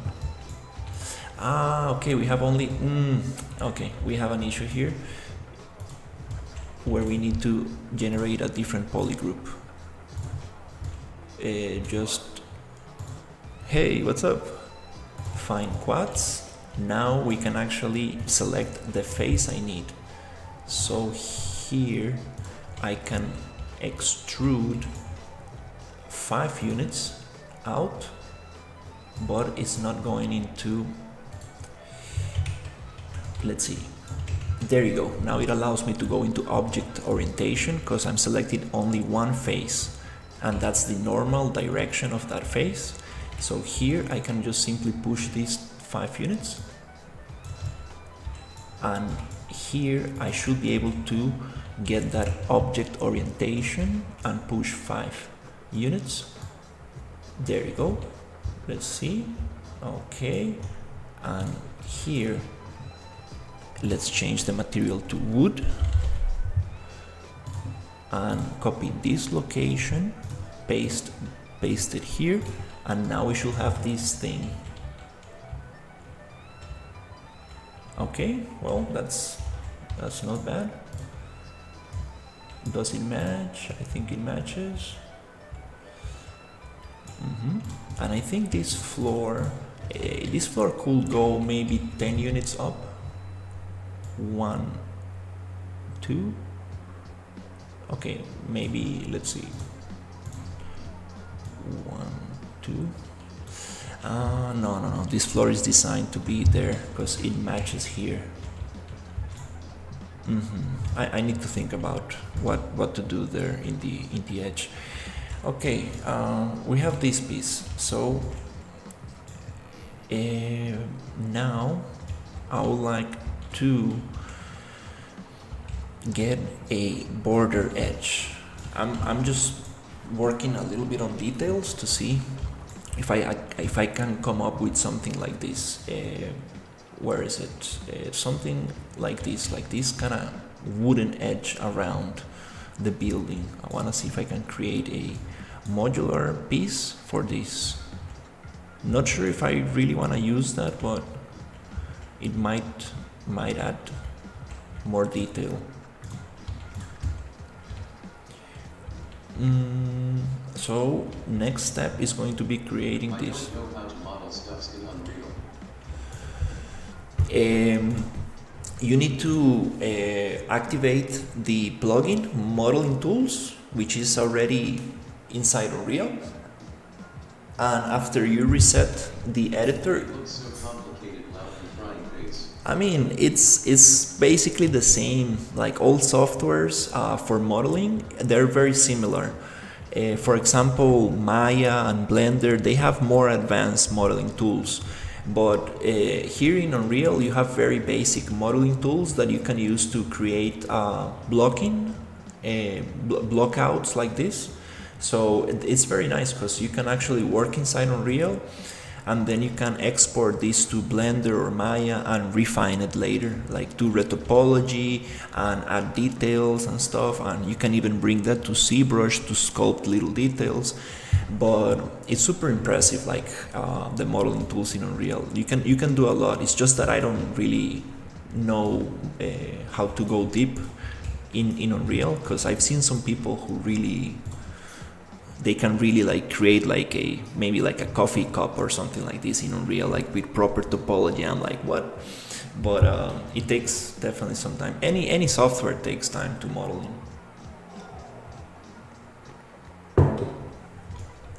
But the logic behind it is very similar. So if you learn one program, you can jump to another one way easier, way faster. It's just to learn where the menus are and how things kind of work, but the logic is mostly the same in all programs when it comes to modeling.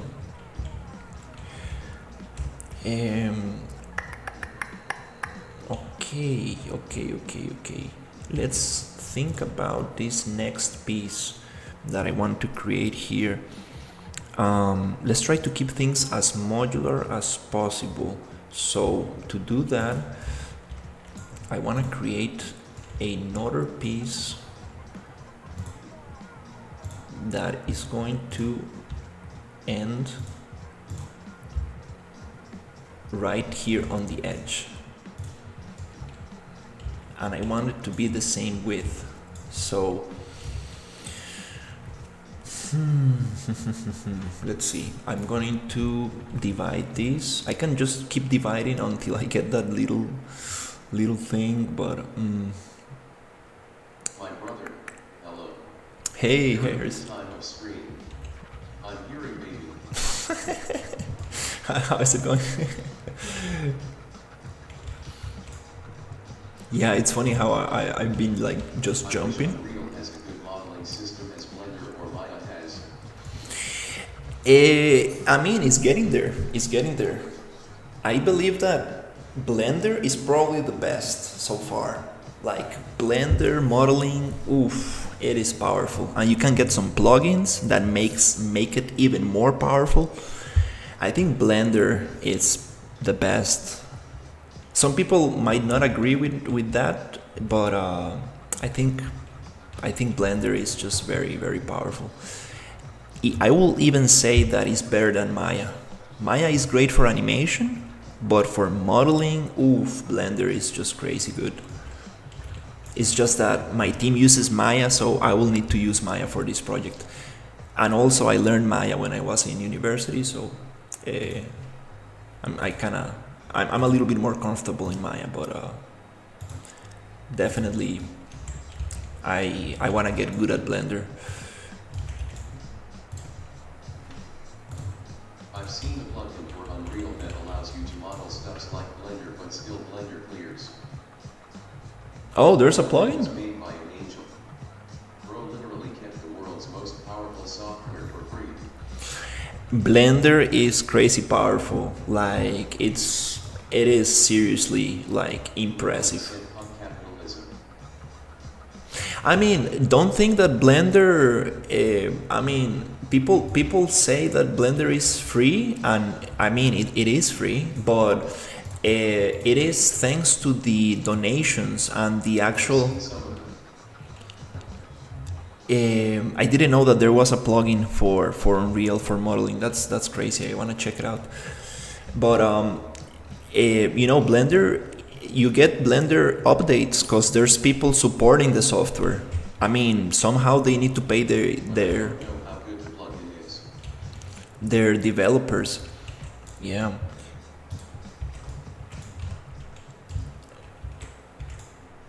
Yeah, I need to try it. I first time I hear about it.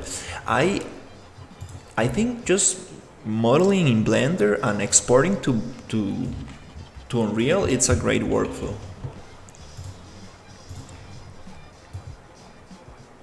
So now we can do this and we can get that detail here. Let's see where it ends. It ends perfectly here. That's super cool. So now we have this modular piece right here. That's super cool. Now I want to create one for the floor. But it cannot be the same one because I don't want to cover the door floor. I just want to keep it here. So I need to go Control B to browse and Control D to duplicate and make another piece variation, which is gonna be here. And I'm going to go to Poly Edit and insert edge loops with the even option, so it allows me to cut in half and in half, which is probably not the best way to do this, but it's okay. This is going to be taken to Maya later. And here I'm going to extrude this every 10 units. For some reason it's not snapping. Let me see what's going on here. Okay, I think that's good. Now we have this piece. So we have the inverted L shape and the C shape. That's funny. So here we are able to add those details. Now we need an I shape and we need these little two pieces here. Okay, let's see.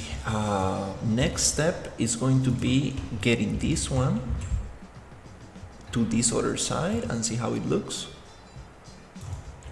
Okay, that's kind of cool. I want to see where this ends. This one should probably end here.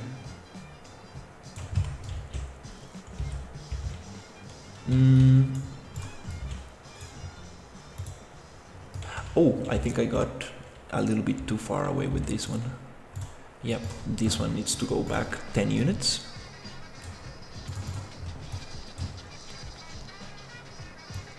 There you go. Or 15 units. Yeah, 5 units more. Maybe here. Okay, I think I went off grid. In that case, I'm going to take snapping off and hold control to snap to the normal face right there. I love when that works. Nice. So we have that piece there, and here we can go Control B to browse, D to duplicate, so we don't modify the original. It's funny, I say this like 10,000 times on my streams. What would you do if you were born in 1800s? Oh my god. I will probably sell cats. I saw a documentary on how expensive cats were back in the day. And here we want to close this little gap here. So let's select this. Yeah, it's a scary time to be alive for sure. No medicine, like, you know, you probably, like, people lived like 30 years up, like, very crazy. Are you streaming on other platforms too?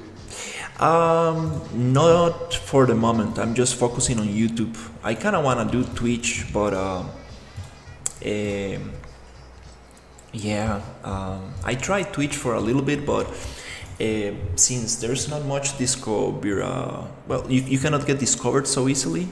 It was kind of tough to get viewers. I remember like getting a lot of, like, you know, these people offering views and stuff. But one day somebody asked me something about 3D and I didn't answer because I was not having the chat, the text to speech, and I felt bad. I was like, oh my god, the only person who has ever talked to me in Twitch and I never and I didn't answer. I felt terrible. Your other TDS. Is it just in my head? I have two streams. I have a horizontal one and a vertical one. I need to have probably the chat on screen or something. So if you are interested in the stream, you can go to my channel and see the horizontal one, where you can see my whole monitor, the menus and everything. I do vertical streaming because I get more I cannot pronounce that word. You know, I get more people interested through the vertical feed. So that's what I do, vertical streaming. But it's a, yeah. I don't get much people on horizontal, but usually there's where I get like people who want to, you know, actually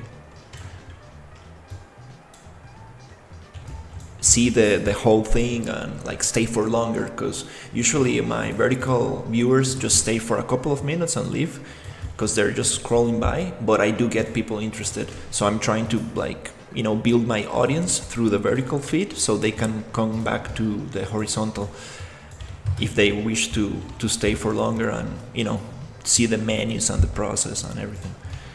That's been my strategy for growing my stream. Okay, here we have these and these. I'm thinking. I see. Smart idea.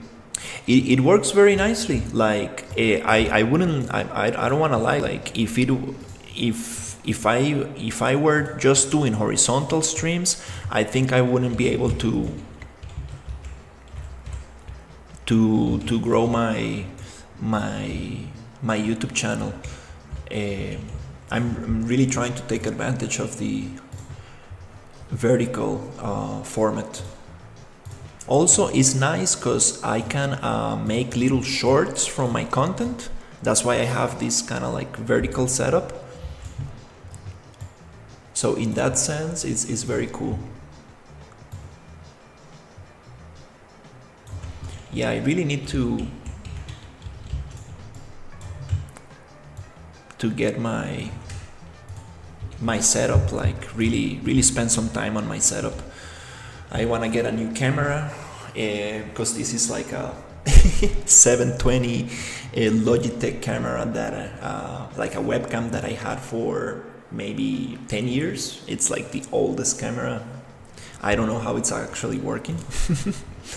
But I do want to get like a new camera. Questions and your answers, your channel will grow very quick.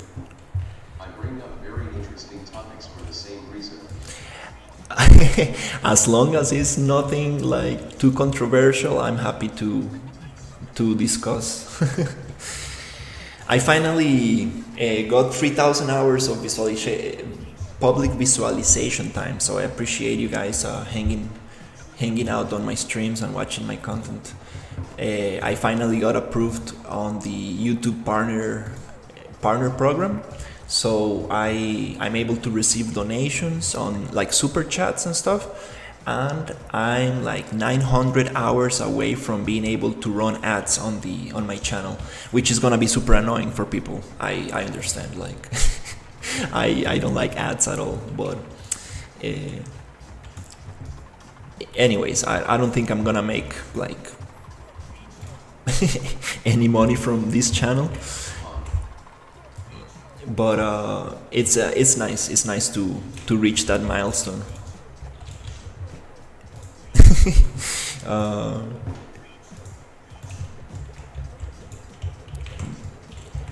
The most valuable thing about sharing your work and doing live streams is the people you meet. Like, for example, this project, I got into this project because of my YouTube.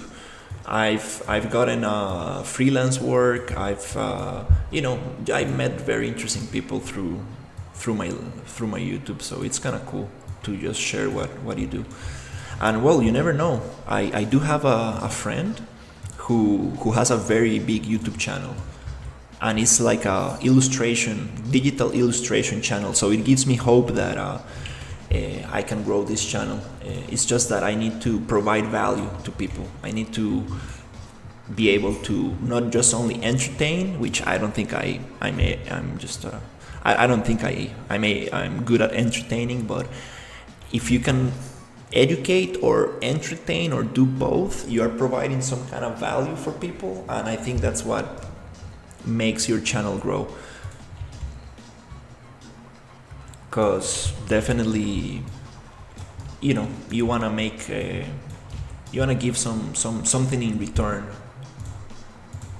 to your viewers, not only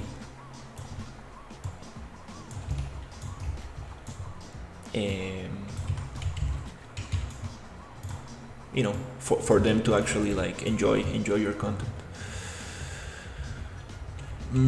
But for me, it's been a very interesting experience because You know why people hang around on your screen? Half the reason is that speaking bot and half is your interesting accent. That's funny.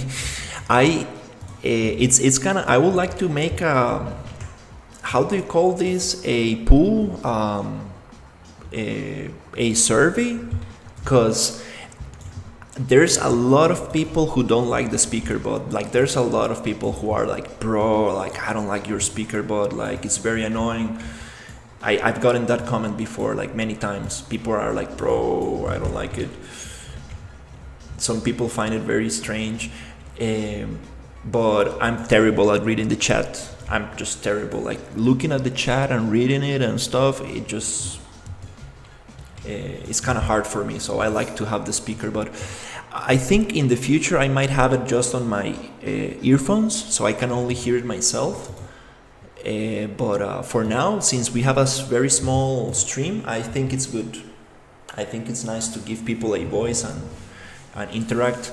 But I kind of want to play with the voices and actually make it nicer. Also, we can use a command. So people type exclamation mark and then type, and that's going to be read out loud. And if you don't want it to be read out loud, you can just type it without it. But I might miss the message.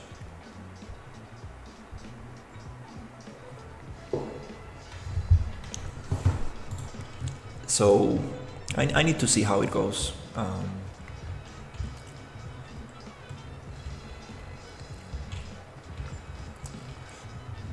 Okay, we got these details. So the next detail that I want to get is these lower pieces here.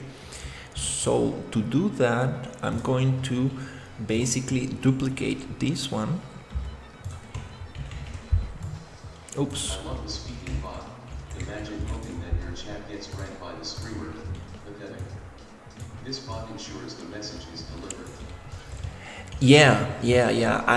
I totally like that, because usually when you get into a stream, like for example, you go into Twitch or any big streamer, like it's impossible to actually get your text delivered. Like it's very hard.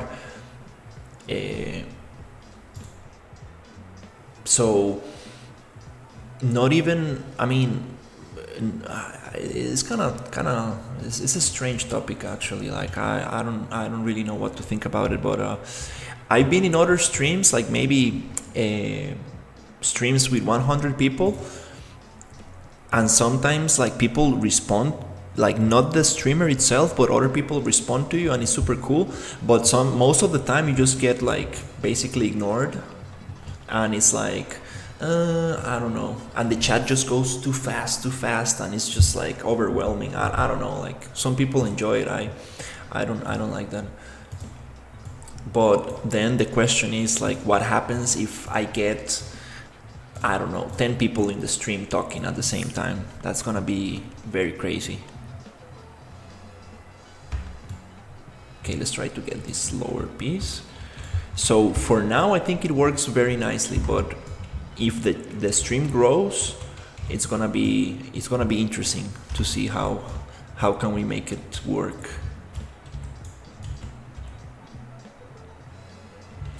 Okay, here I need to get only these pieces. Okay, let's see.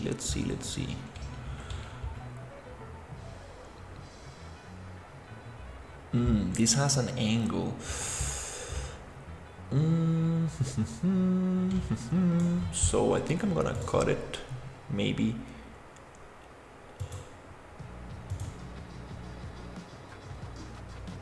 No, I'm not gonna cut it like that. I'm going to just insert.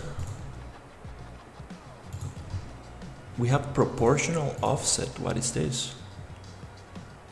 Oh, that's interesting. Distance offset. Okay, yeah, there's a lot of options here I need to get.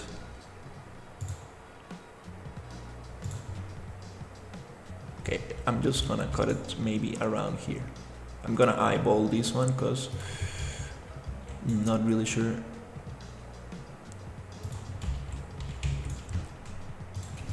The best way to do this.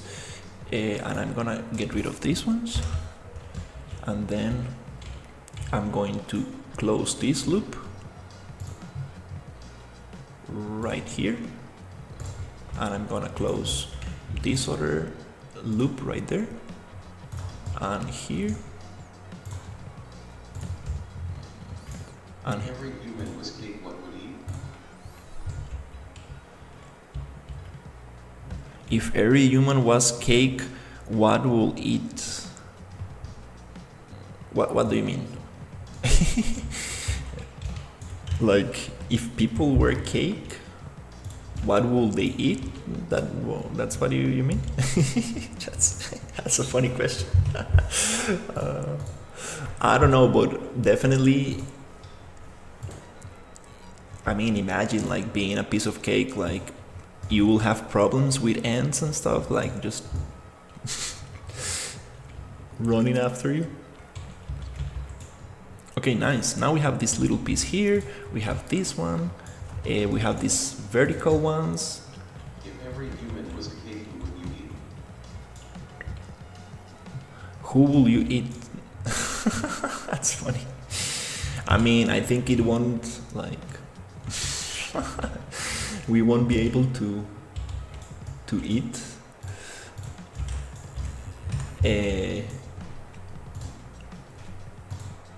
cake. I think it will be forbidden.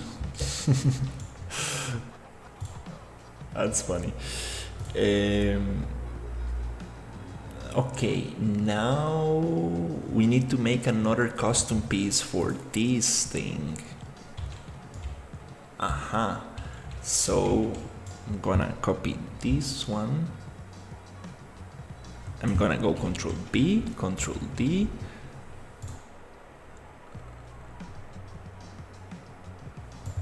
Put it here. PAHH question.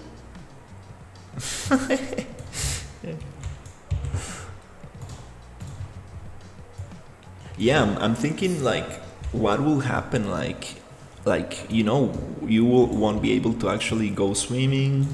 You need to be careful with ants and other insects who like to eat you. Like, it's gonna be like, it will be very difficult.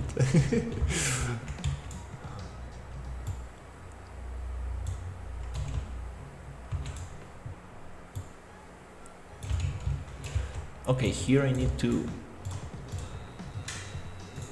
copy all properties, paste all properties, and here, okay, this one is going to be interesting because I need to push this down a little bit.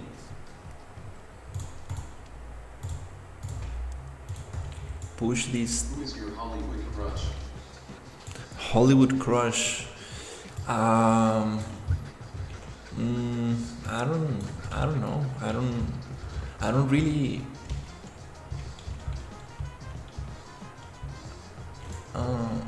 No, this is not gonna work like this. We need to try something different. I don't. It's kind of funny, but I'm not really much into like learning the names from actors or stuff like that. I like movies, but I usually, damn, I need to watch more movies. I haven't watched movies in a long time. Okay, there you go. I got that 10 cut.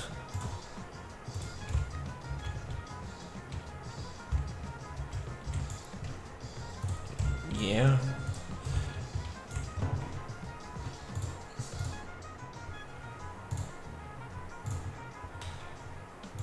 Don't really have a crush.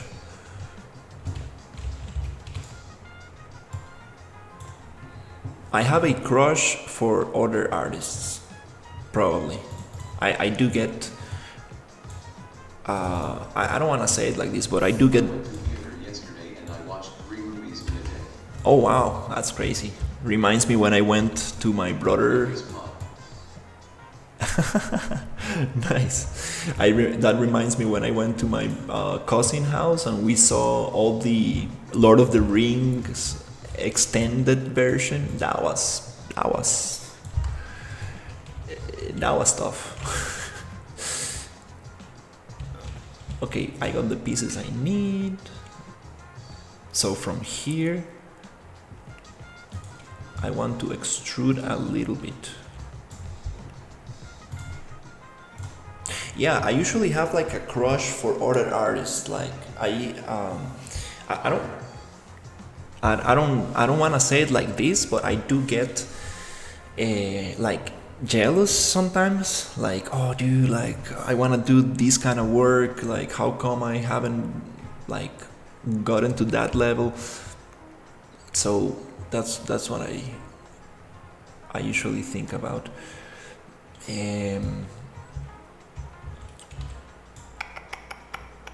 Here I'm gonna extrude 5 units.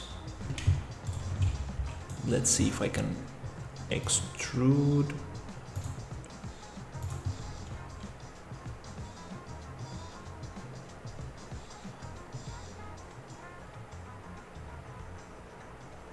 I think that's As a 3D brush.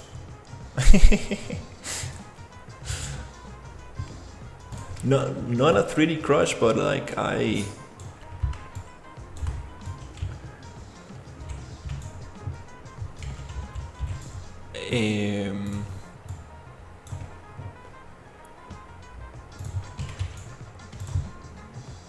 okay, let's get this one.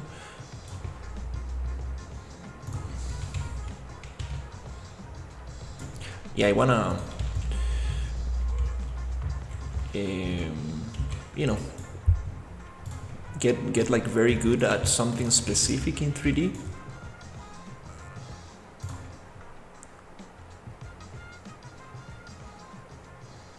Is that the thickness? Not sure. Okay, so here I'm gonna just delete this. But yeah, hopefully I will be able to I really wanna get good at environments, create modular pieces, learn about the best workflows. That's what I want to like specialize in. Okay, nice. Now we have this piece right here. Let's see if I can actually snap this. Paste. Okay, I think it's almost there. Great, let's get a we need to cut it out a little bit and get it a little bit out. 5 units. Oof, it's actually not matching very nicely, but let's see if we can actually get this working.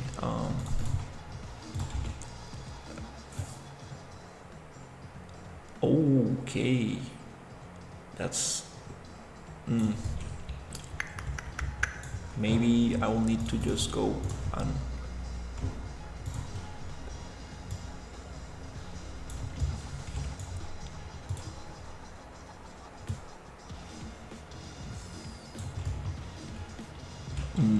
here. If you had invisibility potion, what job you would do? Invisibility potion. I mean, being invisible is like a nice power, but you will still need to be very careful with like, making sounds or something like.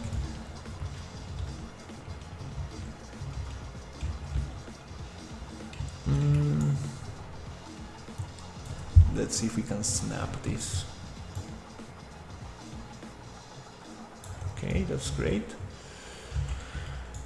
What job will I do?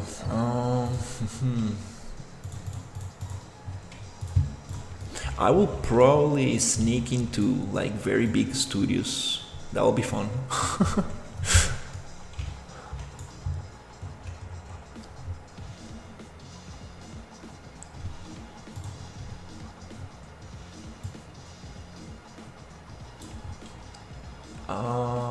Okay, here this is very complex.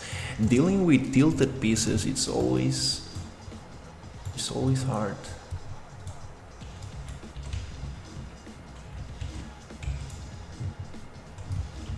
I wanna flatten these out.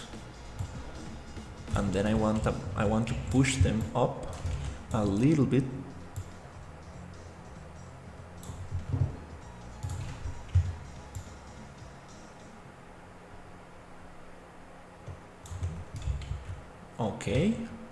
Okay, I think that's kind of like pretty close. Nice. Oh, it's funny because this is longer on one side. Ooh. Oof, I think I messed up. Yeah, this is longer on this side. It needs to go here.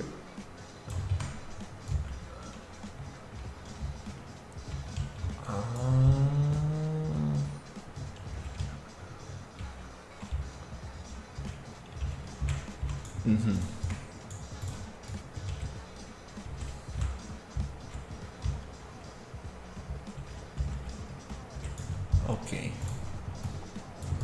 This one needs to go maybe here. There you go. Okay, and this one also needs to be a little shorter and snap right there. Okay, this one is totally off. This one needs to snap here a little bit. There you go, something like that. Now we have this. Cool. This one is nice, and this one actually needs to go down maybe 5 units. But I want to get that angle. Wow, tilted geometry, definitely a challenge. Go down. There you go. Now I get this angle, but I messed this one, so it's just a matter of getting the vertices flattened out by scaling to the opposite position, and then just snapping with control to the edge. So here, gonna like flatten out and snap with control. There you go. Cool. Now we have these wooden pieces. Okay, that's super cool. Let's get wood for this. And nice. Now we have that. Hey, that's super cool. Now we have everything modular. Now we can basically come here and see if this works. I will copy all properties. It looks nice, it's closed. Okay, and paste all properties. Nice, it snaps. Yeah, I'm keeping things all separate for now, but maybe this will be just part of that piece in the future. But it's kind of nice to keep things all separate, just to copy and paste. There you go. Nice.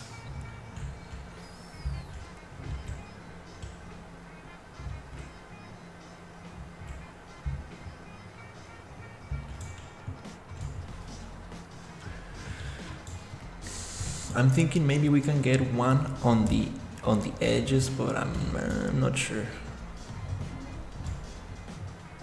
Let's see.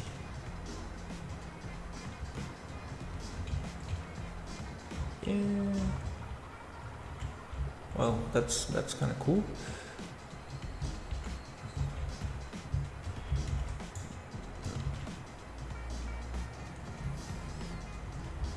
Okay, nice. We got more pieces.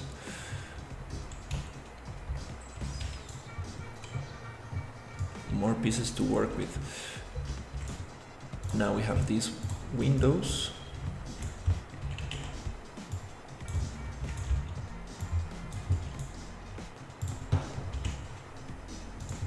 Copy all properties. Paste all properties. Ah, this one is flipped.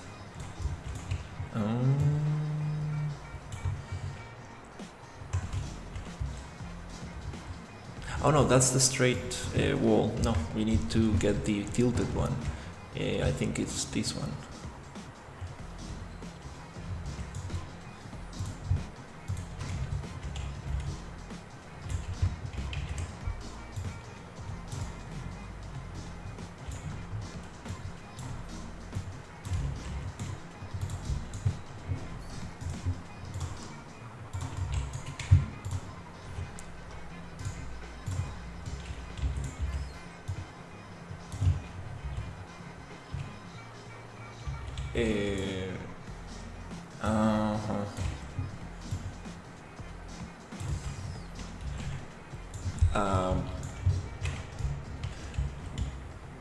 Yeah, I need to fix this. This is actually looking to the other side.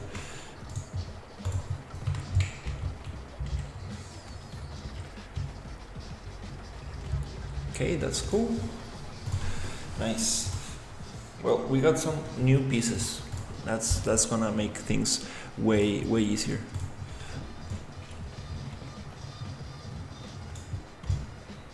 To add details to things.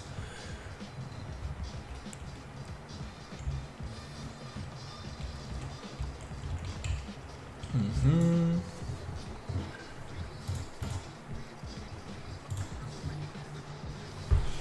gonna open the door a little bit.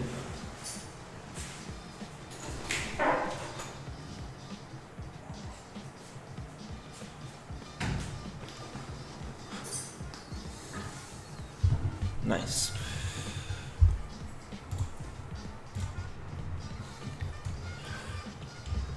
Okay. We got something going on here.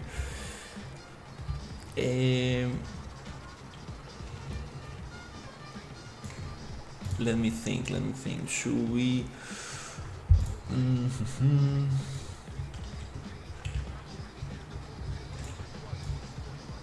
Yeah, probably. I wanna try the vertex material. It's just that we don't have enough topology for that. I can just retriangulate this, which is not the best, I think, but it will be super nice.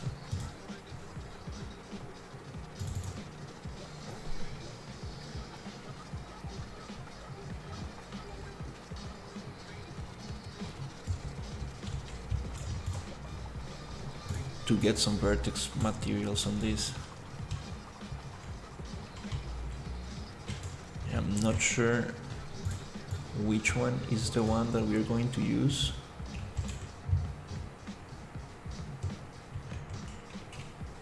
And how is this going to react to the UV mapping?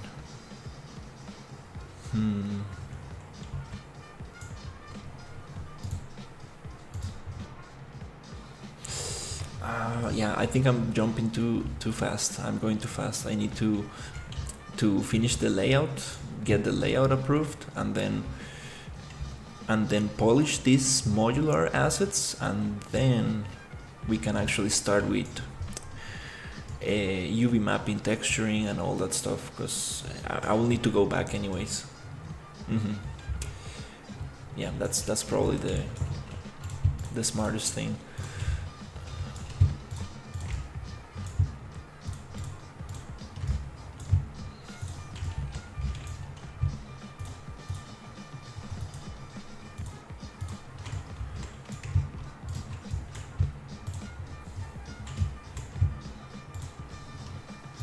Whoa, this is a lot of pieces.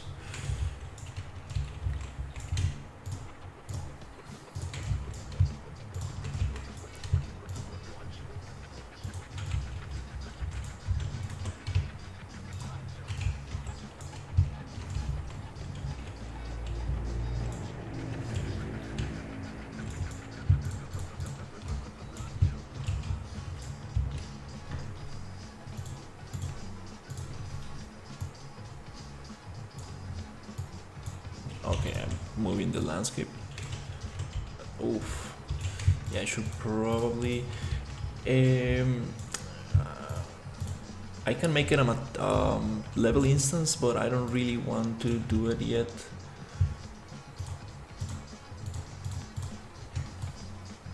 Why is it not selecting the roof?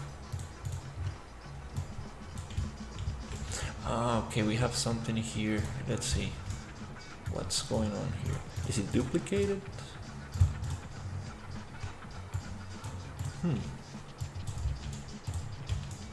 What? What happened to the roof? Ah, I think I had other pieces. Okay. It's such a mess. Okay. I think now we have only one. Because I took some time today to find out. You get trapped in this game. How pumped are you?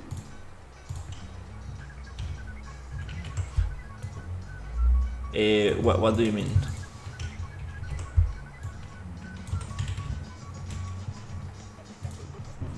Bugged? I haven't.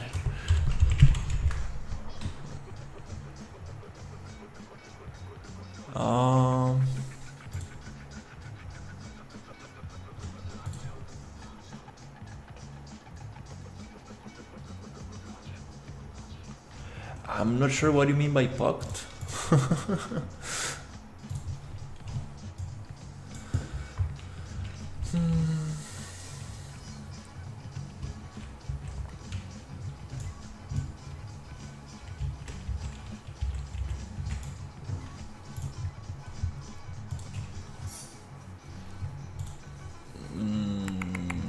Let's see.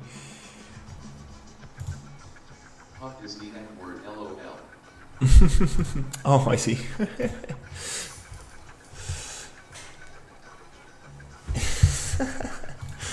Oh, yeah, I'm not sure. Most innocence is flying.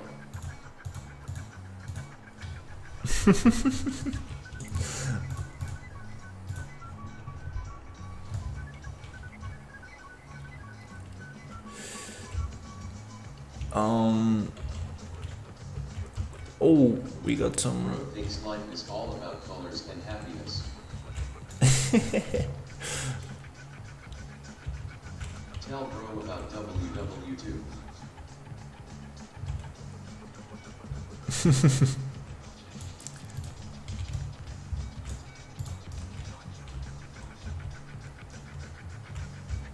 Tell bro about communism. Oh yeah, not. Tell bro about taxes.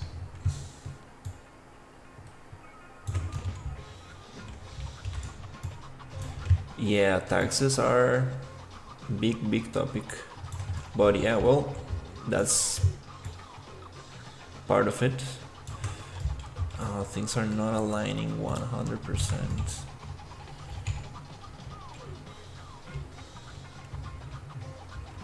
We can go a Tell little bro bit. what the girls are hiding down there. Jesus. Okay.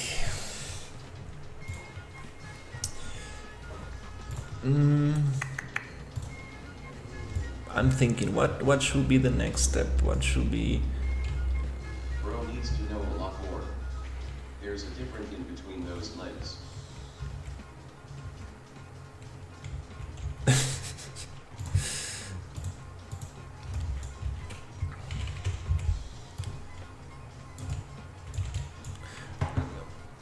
Come on, dude, keep it like family friendly, cause I'm gonna get.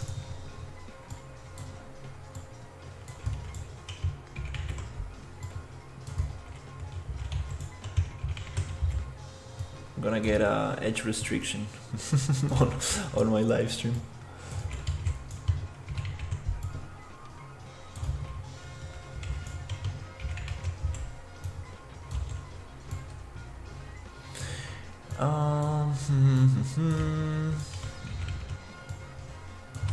Yeah, I think I probably need to talk with Ryu. I wanna ask him like what's the next step.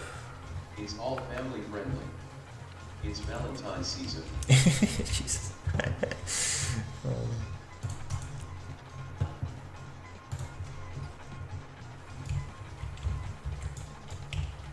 Mm-hmm.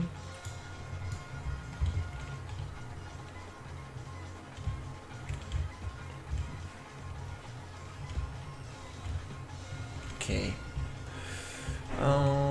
What's the next thing? I mean, I can probably get this building, get these other buildings. I should probably start making level instances and get all of these in like individual level instances. Probably that's the best thing right now.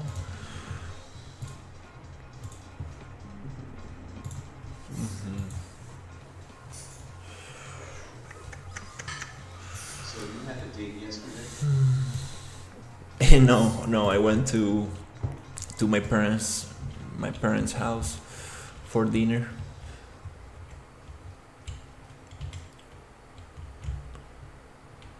Um,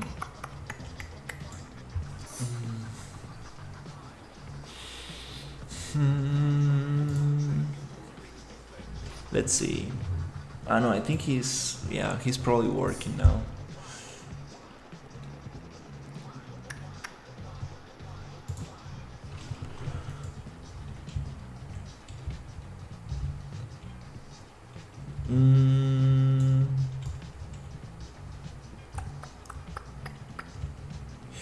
Yeah, I think Bro that. celebrates No Nut February.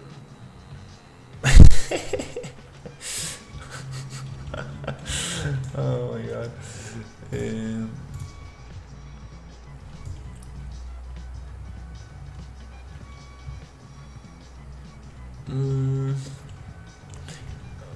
Let's see.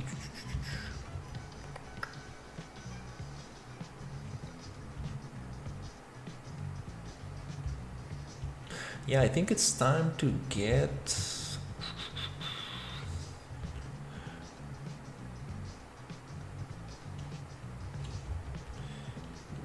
Yeah, these buildings here I don't need to make them because I'm gonna just duplicate these. Like, don't really need those ones.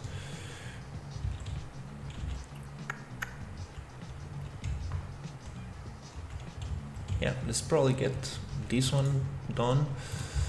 And I think it's time for breakfast because I'm getting pretty hungry.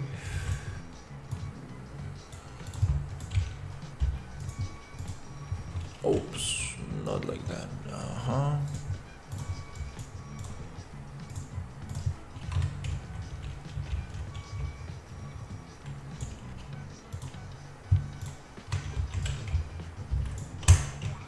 So yeah, probably breakfast, and I want to do like a long stream today. Well, Bro, how can you have a GF and not go on a date on Valentine's Day?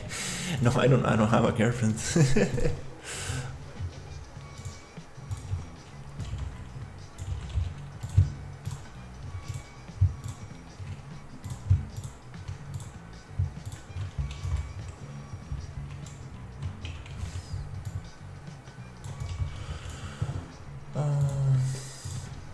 Let's push this one here.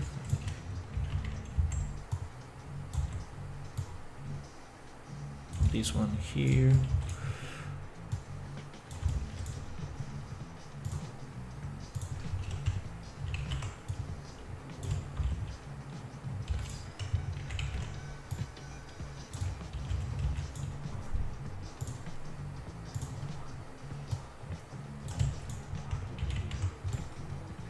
Bro lives in singularity.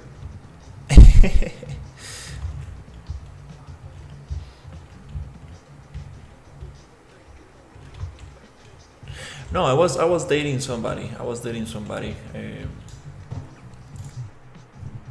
A couple of weeks ago.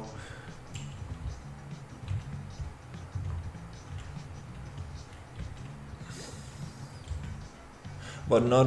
I don't really wanna get into like, you know, like relationships right now, or like having like a proper girlfriend.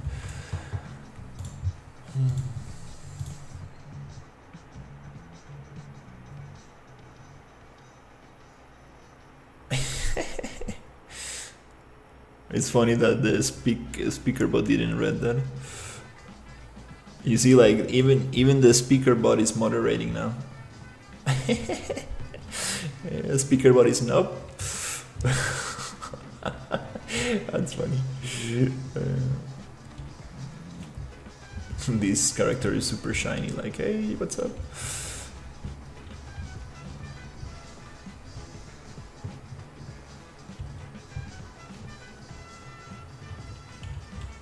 Yeah, I like this building.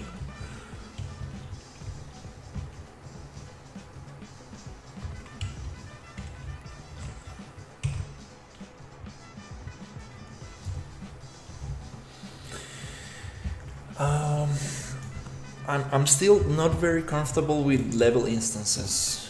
I don't really wanna make level instances from everything, because one thing I still don't know how to do is how to add things to a level instance once you make one. That's the thing that kind of like makes me wonder if I should wait until everything's set so we can create them.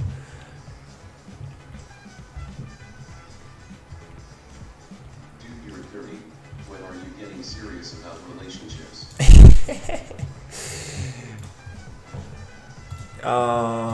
Yeah, I don't know. I don't really know about relationships.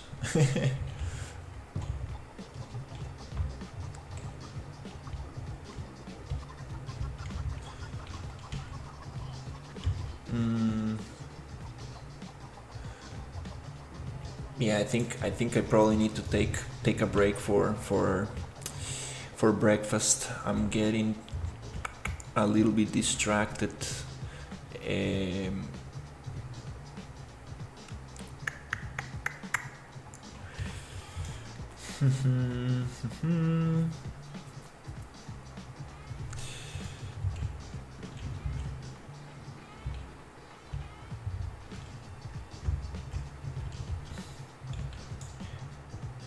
It's been 3 hours of live stream. Okay, we got nice progress.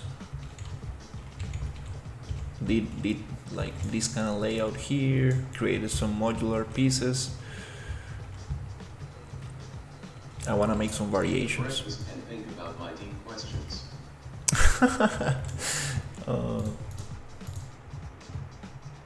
Yeah, you know, I kind of want to focus just on my work right now. Not really thinking about relationships that much.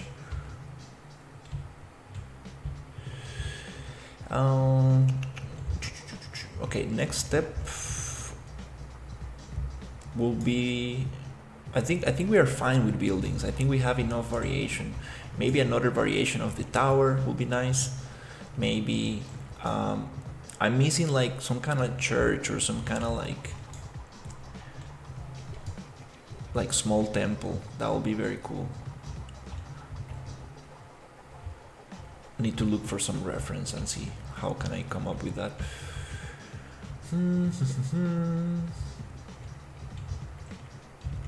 Bro, you need to focus on real things. Out of the 3D world.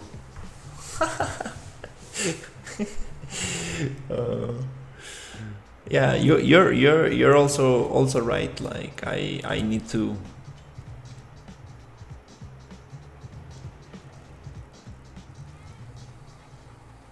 I need to do more. Giving bro existential crisis. I need to do more exercise and like, you know, balance a little bit more things out, not just spend like so much time on the computer.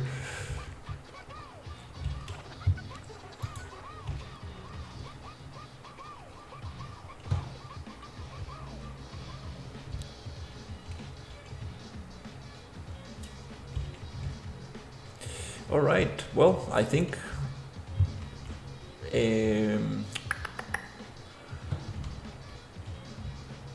I think it's time to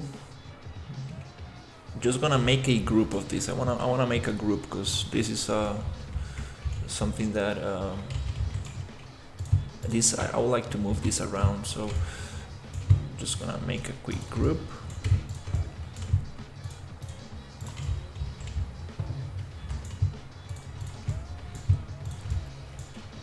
Flex your ear on those girls. Oh my god.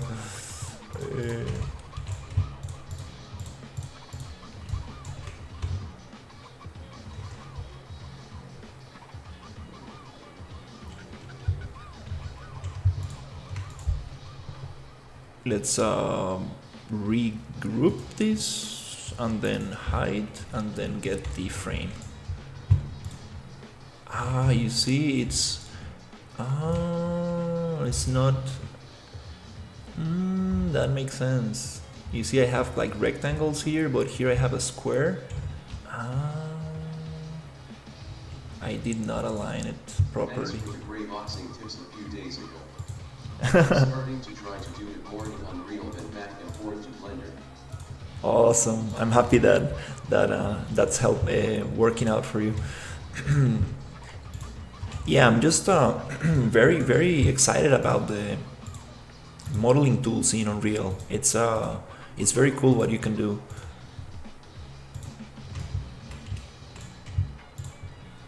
I'm actually trying to polish as much as possible, and so I can start actually. I mean, I'm trying to finish the layout as fast as possible, so I can actually bring this back to Maya and start polishing, because I really want to get into texturing and like all the fun stuff, making things more detailed.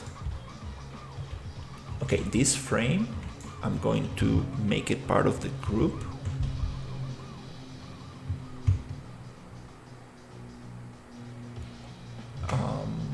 Right here, right click, group, regroup. And then I'm gonna hide this and get the pieces that I missed. Modeling tools of Unreal sites grow more than girls. I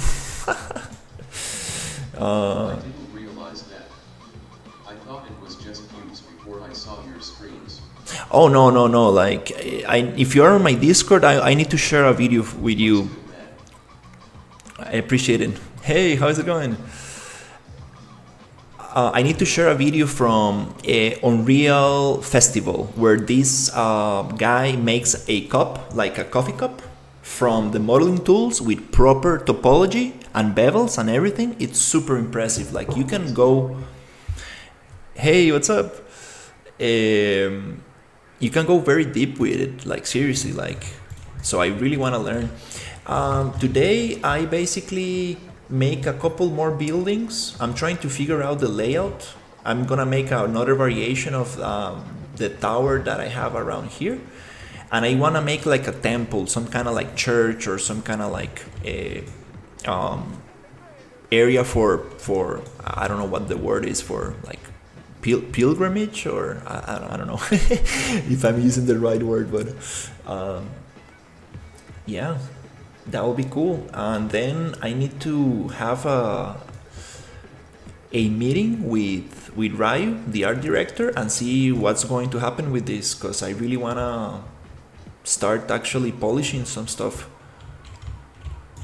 So I got this in a group. Now I can move it nicely. That's great. And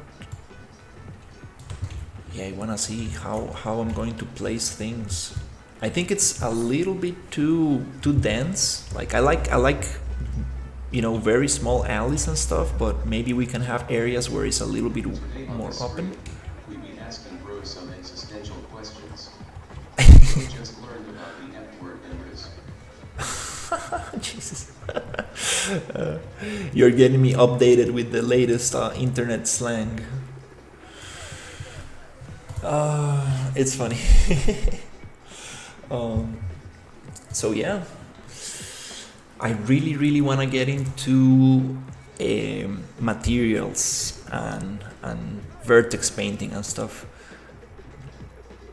But before that, I need to retopologize these pieces so we can have enough geometry for them to be able to be vertex painted.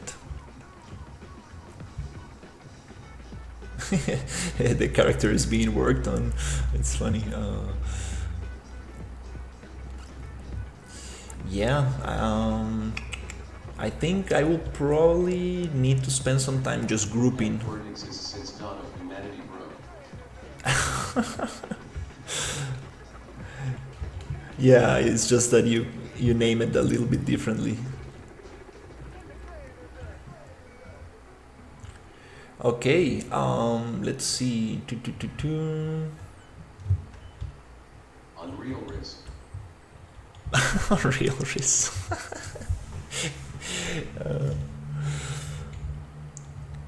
Yeah, we probably don't need these cubes any longer.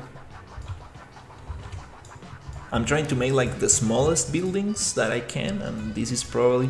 We can make another variation which is just like a super small one, maybe like this.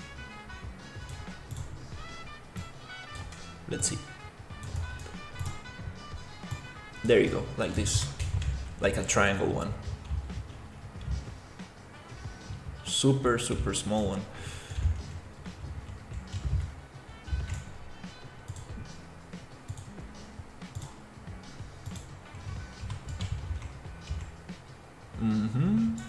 And this one, to close that gap, we can probably push it 20 units there, or we can just add a pillar right there. Well, a kind of like corner piece.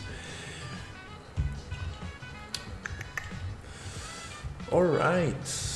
Yeah, I think it's time for me to have some breakfast and continue. Today I wanna push this a little bit.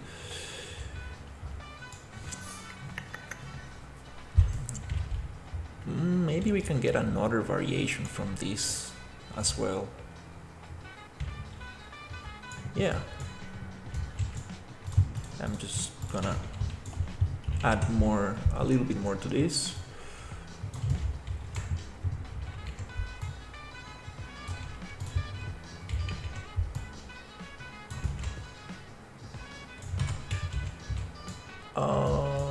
Probably. Hey, we got a new Discord member, nice. I'm gonna probably push this around a little bit, like this and like this.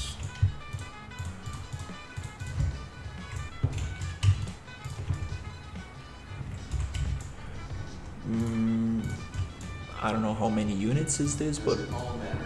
This all hard work and constant push of random pixels on screen just for some numbers on your bank screen. Is it what humans were made for? What is your higher purpose? That's funny. Yeah. I mean, as long as you are enjoying what you're doing, I think that's all that matters. My purpose is to, become as good as possible in 3D. Trying to make very nice environments. That brings me a lot of joy. Being able to walk around these places and working with people who can give functionality to this, and make this a video game where you can like actually play around and interact with the environment and stuff. And if we get this very like polished and nice, I think it will definitely bring me a lot of joy to see other people like enjoying this game and stuff. I think that will be very cool.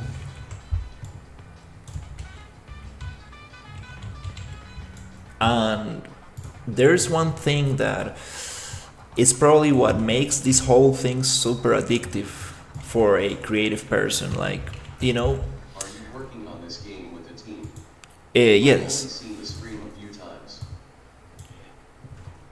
Yes, I'm working with a team. We have two programmers, and we have Ryu, who is the main the art director and the owner of the project. Let's say the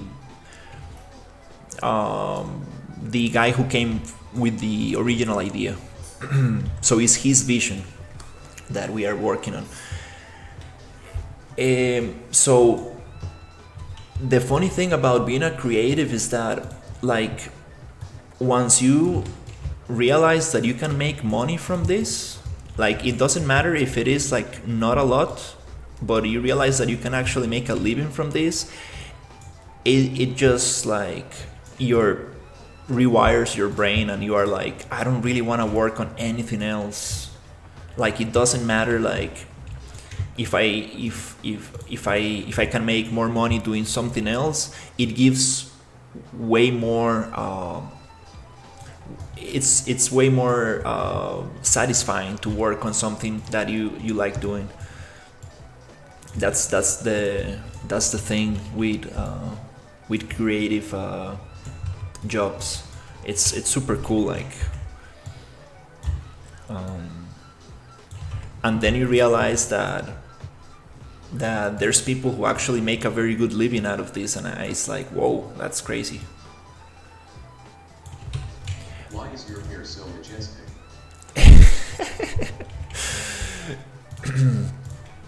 I appreciate it. Your routine? I don't really do much to my hair. Like, I use a very, very cheap shampoo, which is kind of funny.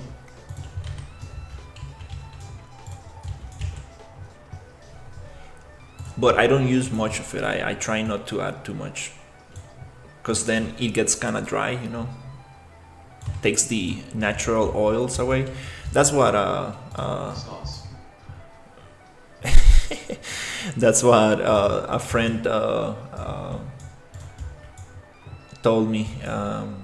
She told me that you shouldn't be washing your hair too much, because it makes it bad.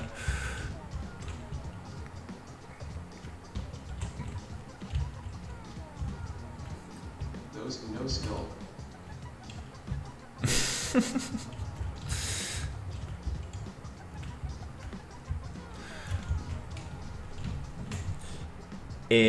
So yeah, that's the goal. That's the goal. Like, I became so obsessed with PCG a couple of days ago. I was like, oh, I'm gonna create this ultimate blockout tool for level design in Unreal. And then I quickly realized that it's super tough to make this like work super nicely.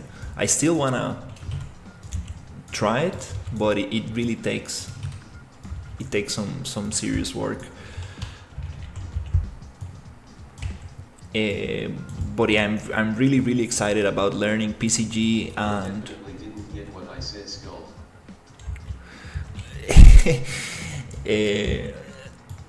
Yeah, dude, I'm trying to to keep things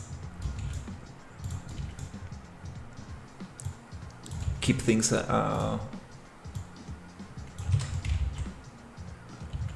little bit more family friendly.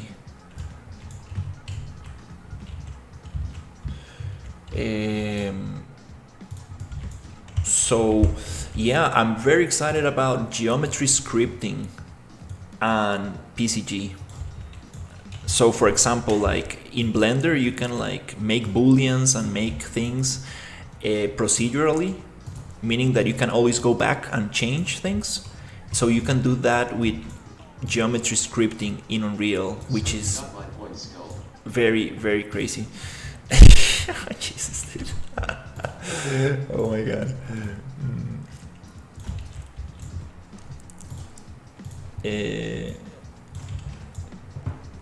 And I really wanna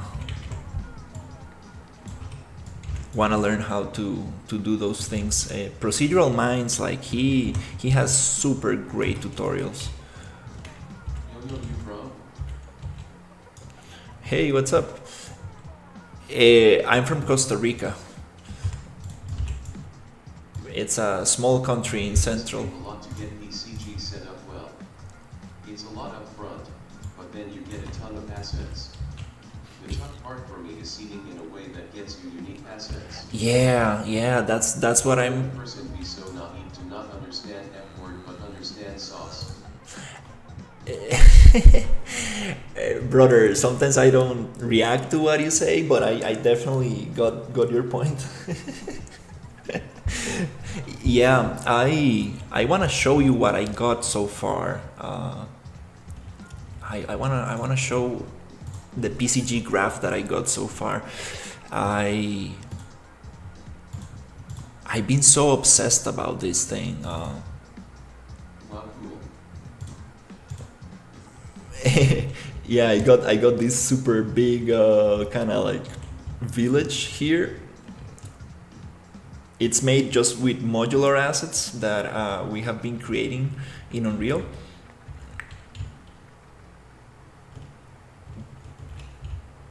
This is a Blockout. And here we have some of the pieces. I've been making some tests.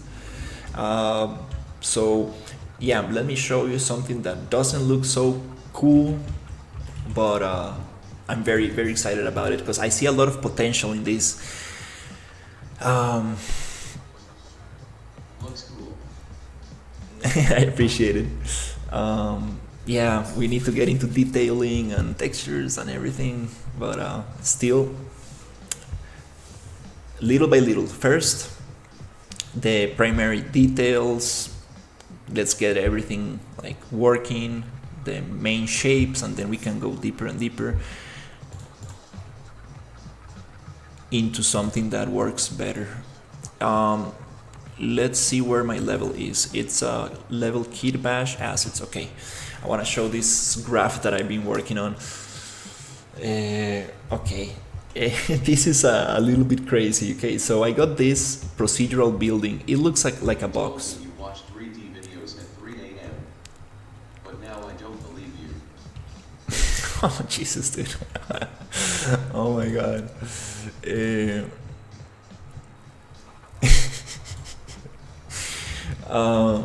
Here we have this graph, right? So I can just pull this blueprint on the floor, bloop, and it generates this building. Closed walls, very simple. We have a floor and a roof. I'm going to edit a little bit the roof. Don't want to close this. I don't know why these windows keep appearing here instead of popping out. That's strange. So I want to take out the roof from this. So if somebody's in the horizontal stream, you will be able to see this crazy graph. It's huge, like just very crazy. And then I have like loops, which are graphs inside graphs, and yeah, things get very, very messy very fast. So let's look for the roof. Okay, this is roof borders. I need to add some colors to this so I can like really differentiate things. Generate floors. They told me singularity gets you, and now I believe them. Generate roof borders. Interiors. Oh my God, where is it?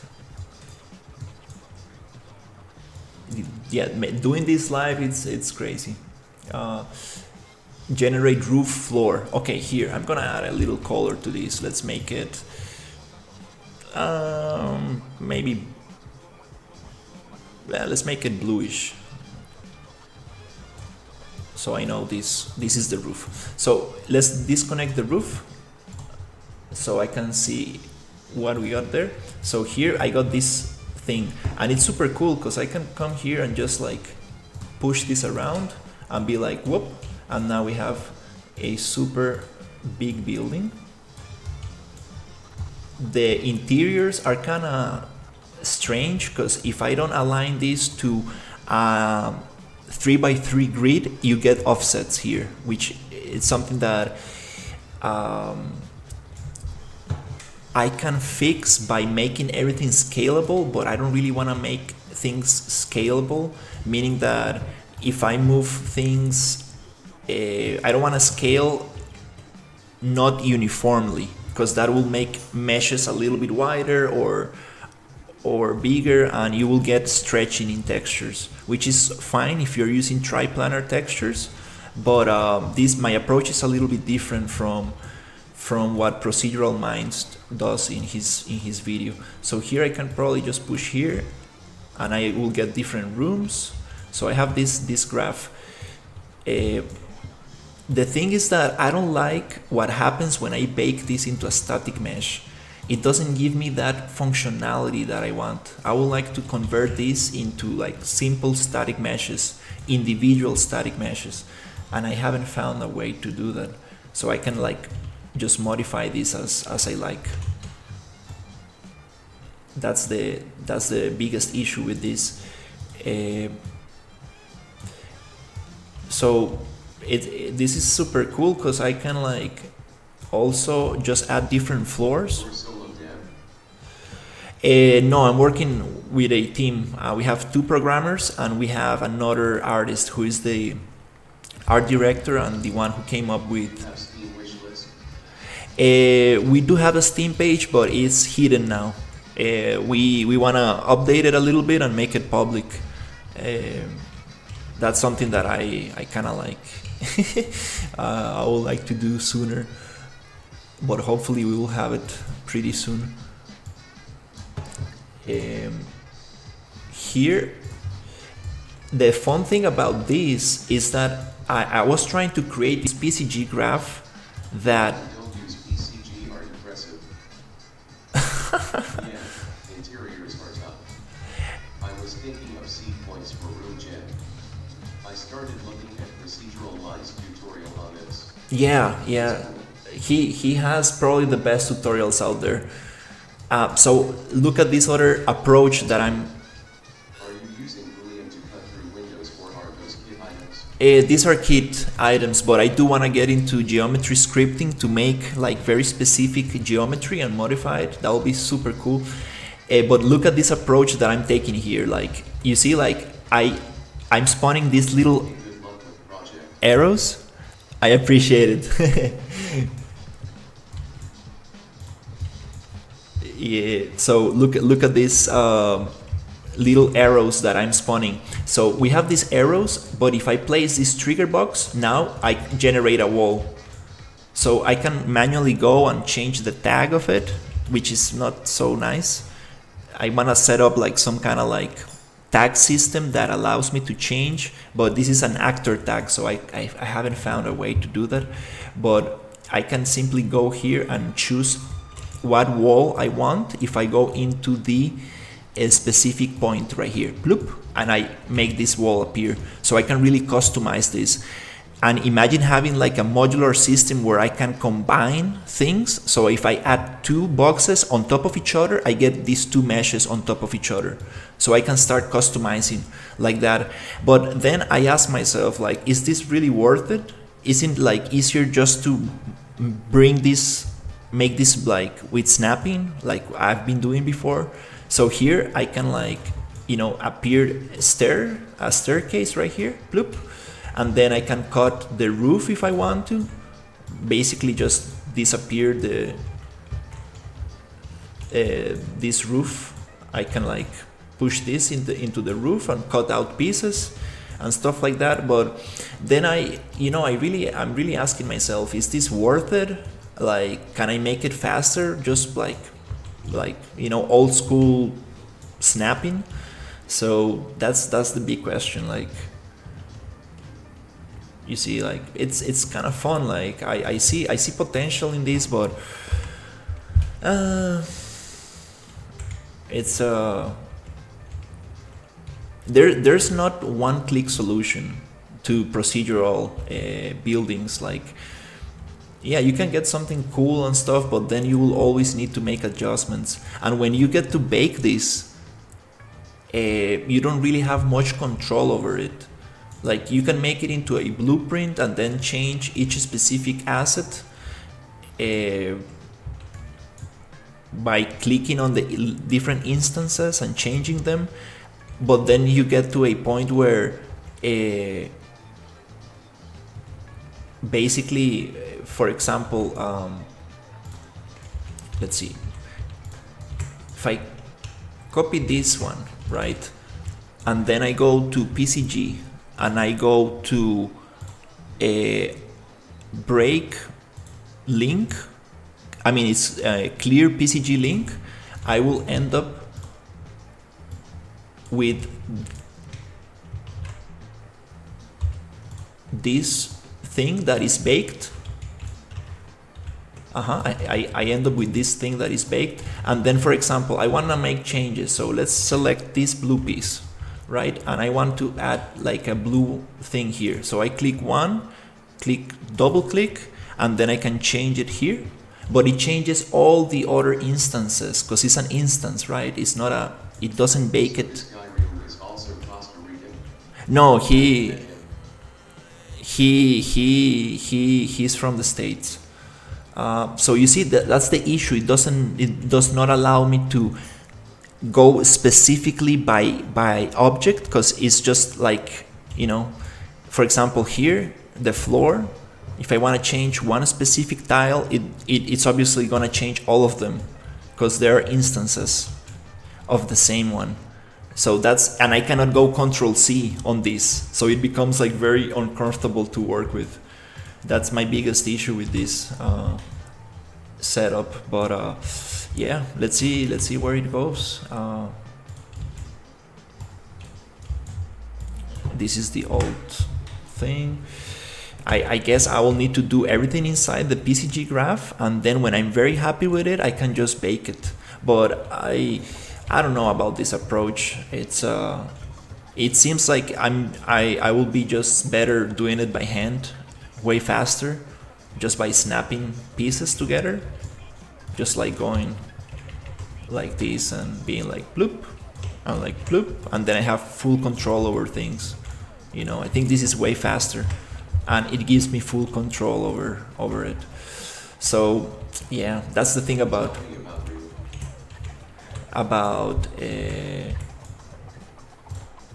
PCG. Yeah, I told you that he's from the States and I live in Costa Rica, so no, we haven't met in person, just through the internet. So yeah, that's the thing with this.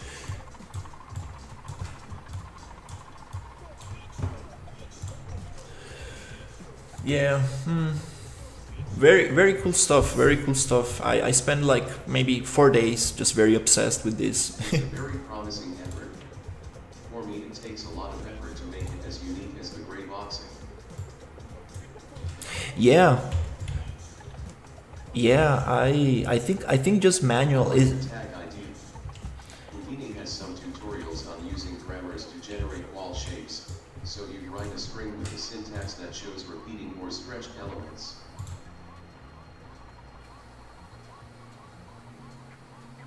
That's very cool. Yeah, that's very cool. And I know with grammar and stuff, you can go very deep with this, and you can really like, you know, make something very, very interesting. It's just that, you know, I'm wondering like, is it really worth it for an artist like me to go and learn all these things? Because it takes a lot of effort and time, and the results are not that promising. Like, I can build this easily just by hand, like way quicker, and have way more variation. So I'm wondering, like, I think I might just focus on modular assets and wait for people more experienced than me to create these graphs, and then use those graphs with my modular assets. I think that's the smartest approach. Are textures gonna be expensive? Yeah, definitely. Definitely we need to think about how to optimize stuff. so yeah, there's this plugin, PCG Extended, and it comes with very interesting graphs. The thing is that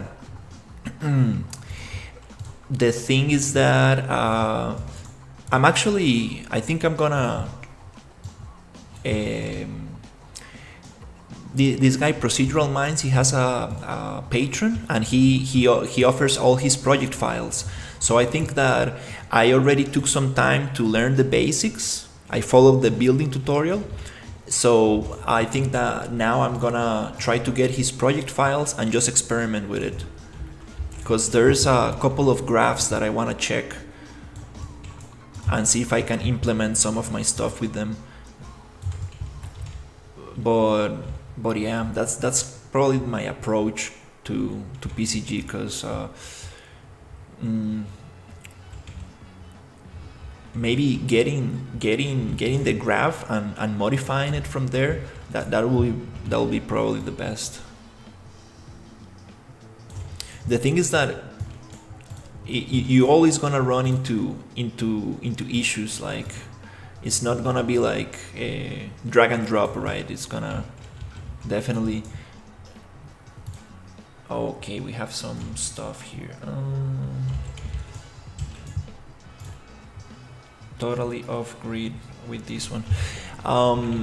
So yeah, I have my thoughts on it. Like, it's kind of interesting.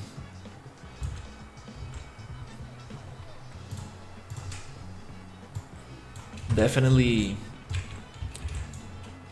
probably gonna take a break from PCG a little bit and then I'll try to just use some of his graphs and see what can I come up with.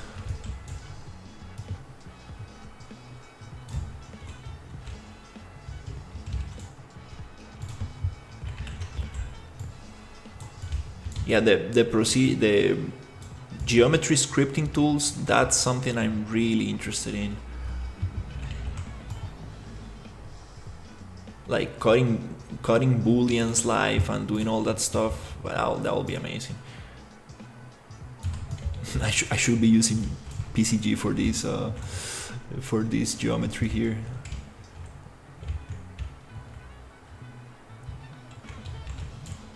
Instead of doing this. Oh yeah, but I think I'm gonna take a little break, have some breakfast, and continue after that.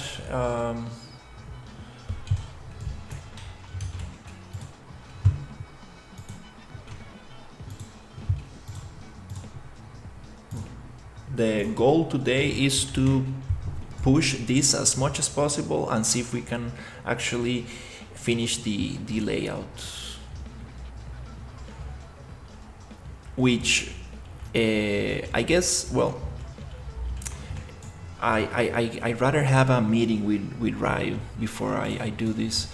I wanna probably create a couple more buildings and then I can have a meeting to see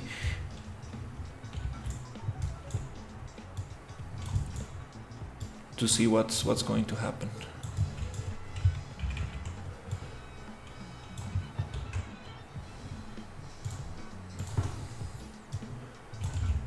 Yeah, this is probably not gonna fit in there.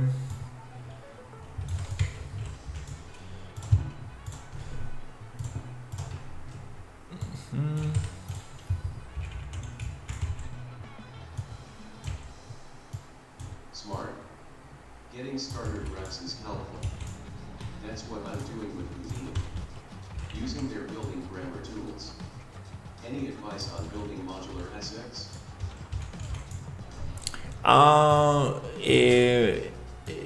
Yeah, I guess following somebody else's work is probably the best. Like in the Unreal Engine marketplace, there's a lot of free modular assets that you can like check out and see how they divide their geometry, where they place their pivot points and stuff, and you can base your assets on those assets, just to try to copy their logic and see how things work. This one is coming out. Okay.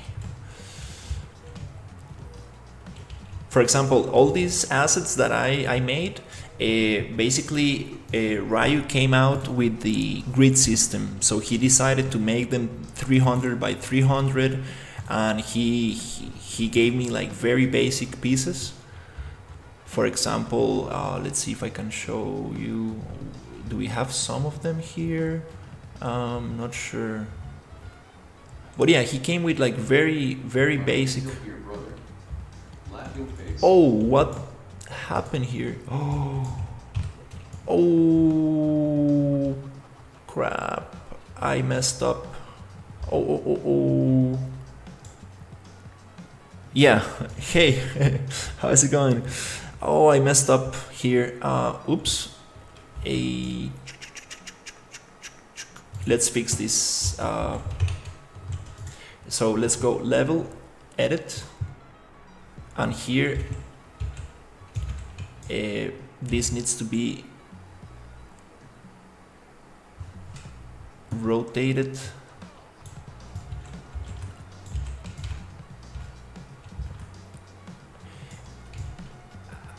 Oh, I messed up this thing.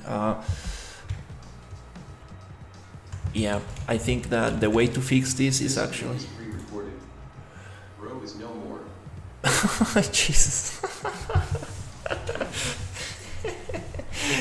Oh my God! Yeah, you're trolling hardcore today. Let's go to. It's all AI. You better not trust it. I'm AI generated with DeepSeek. Okay, to fix that, we're going to level kit bench assets. It's funny that this keeps happening to me, like not creating like a duplicate of things. Here's the issue right here. So I'm gonna take this one as reference right here, and this is the piece that I modified that got messed up. So I'm going to base myself on this one. Thanks. Definitely. Paste it here, and what I need to do is just copy this rotation and this pivot point. So I'm gonna rotate this one back here.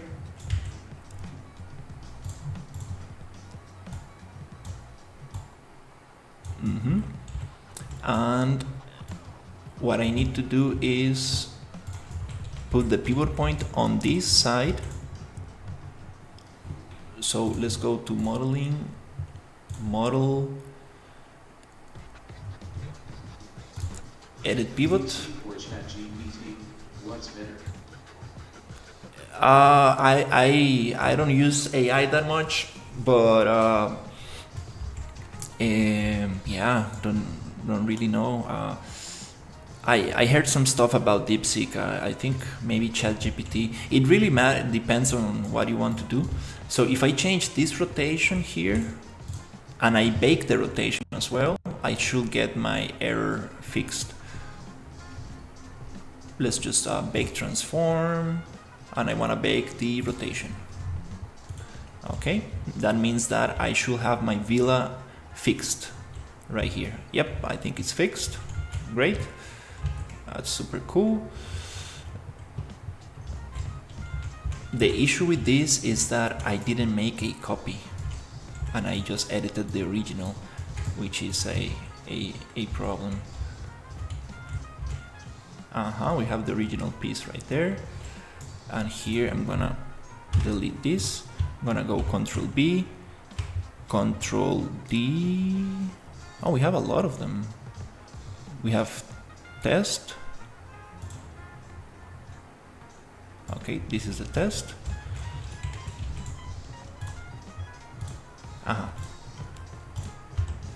And the test one, this is the one that I want to take and try to copy this orientation and pivot point. Copy, paste, rotate, and here we need the pivot point to be on the other side. So this is just for my PCG experiment, so make sure that this is the test one. Took, and then I will bake rotation right there, bloop, and then on the PCG graph to make sure that I'm spawning the right thing, I'm going to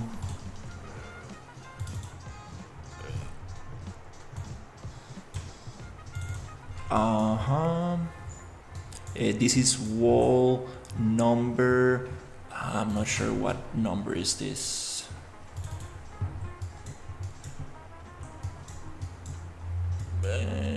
Yeah, I just want to fix this right now before I forget, because it's gonna be difficult to find. Okay, first I want to take out the walls, and I'm using... Being so attached to your screen that I have to contemplate whether to go washroom or not. Oh my god, like look at this. What the hell?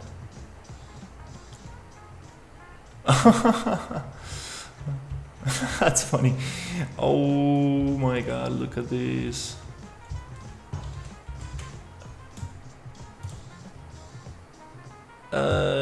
That's not what I needed.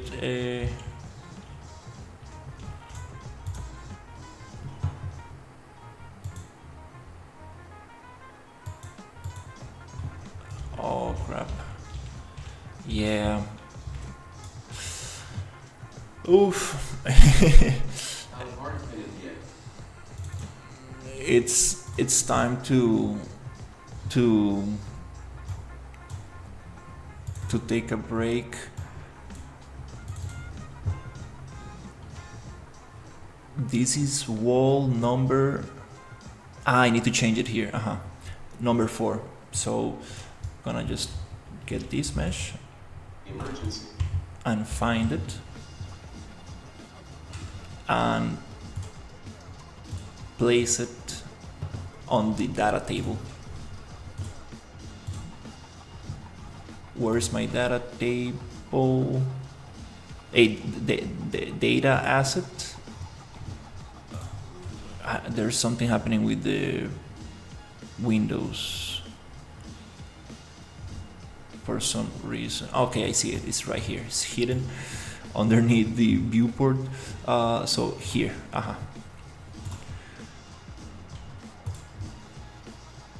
Okay, now it's there. Cool. Let's save. Okay, cool. I wanna see if it works.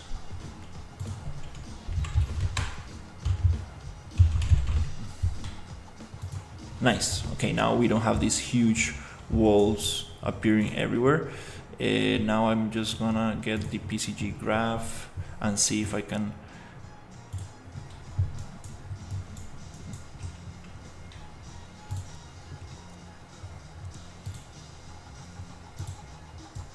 okay, I need to actually disconnect those, place it here and test that thing.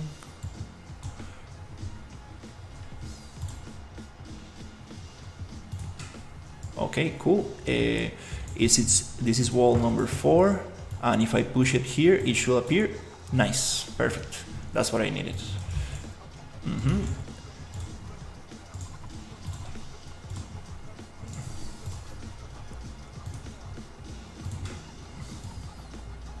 And then if I look at my villas, it should be nice. Okay, now we have 2 different meshes and they're not gonna override each other. Great, that's what I was trying to do.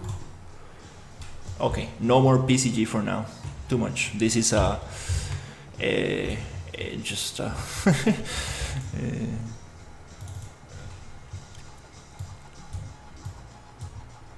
it is really a super time consuming thing, and there you go. Let's leave it there.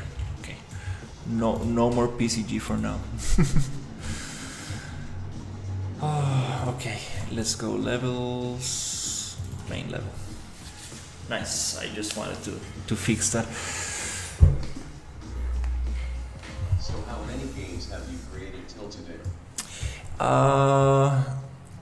Hey, what is this? Oh, nice. This is the old version of the... That's very cool. How many games? Well, let's say like And how many reviews you worked for? let's say like small projects, because I haven't like done actual like games. I worked for a game company as an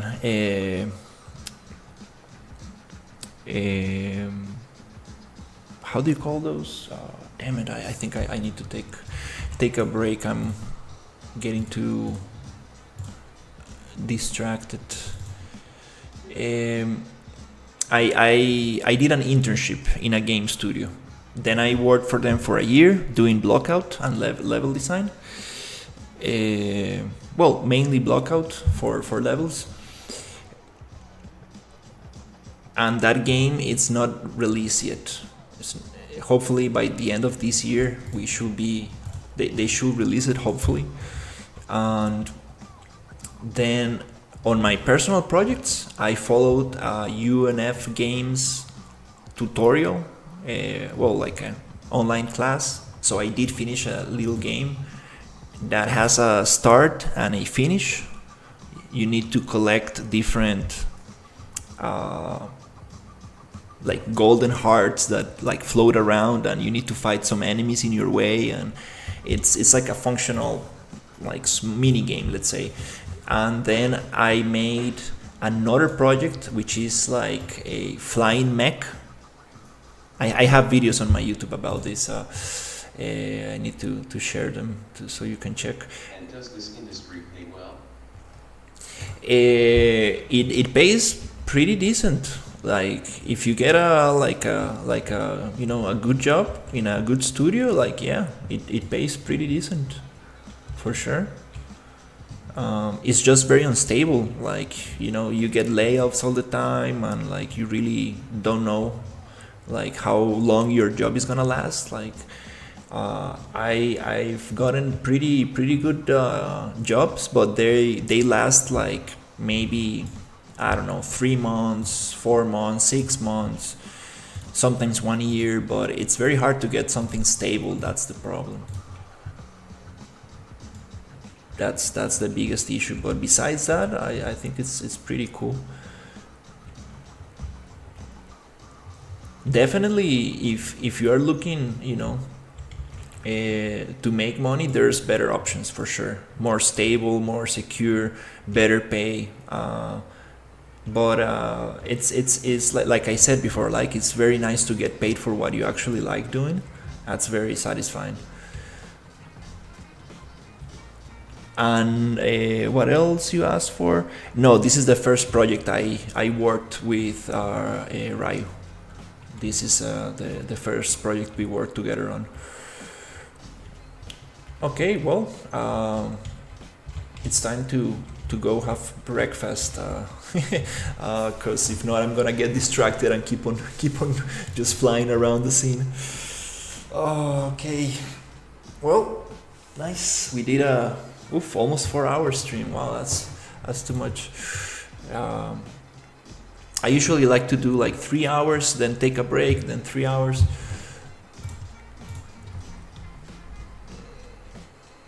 So, all right.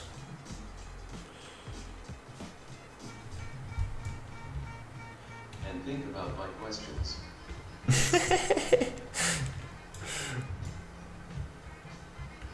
Yeah, those are very good questions.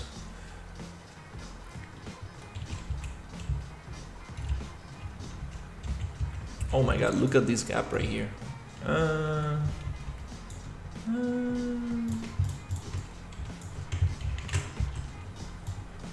Let's just fix that.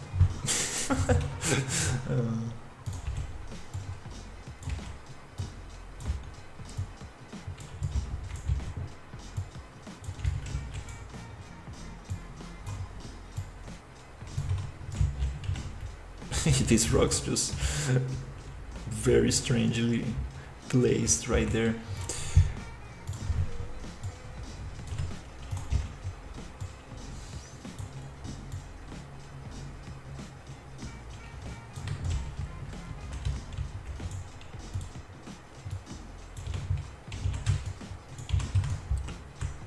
these rocks, they have some shading issues.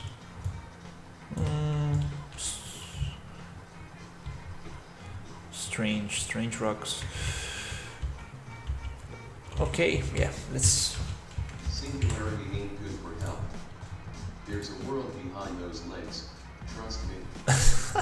Jesus. Yeah, definitely. I totally agree. You need to like socialize. You need to get out there. It's good to have more balance in life. To socialize more is very important. That's totally true. All right. Thank you so much for watching, and I'll see you a little bit later.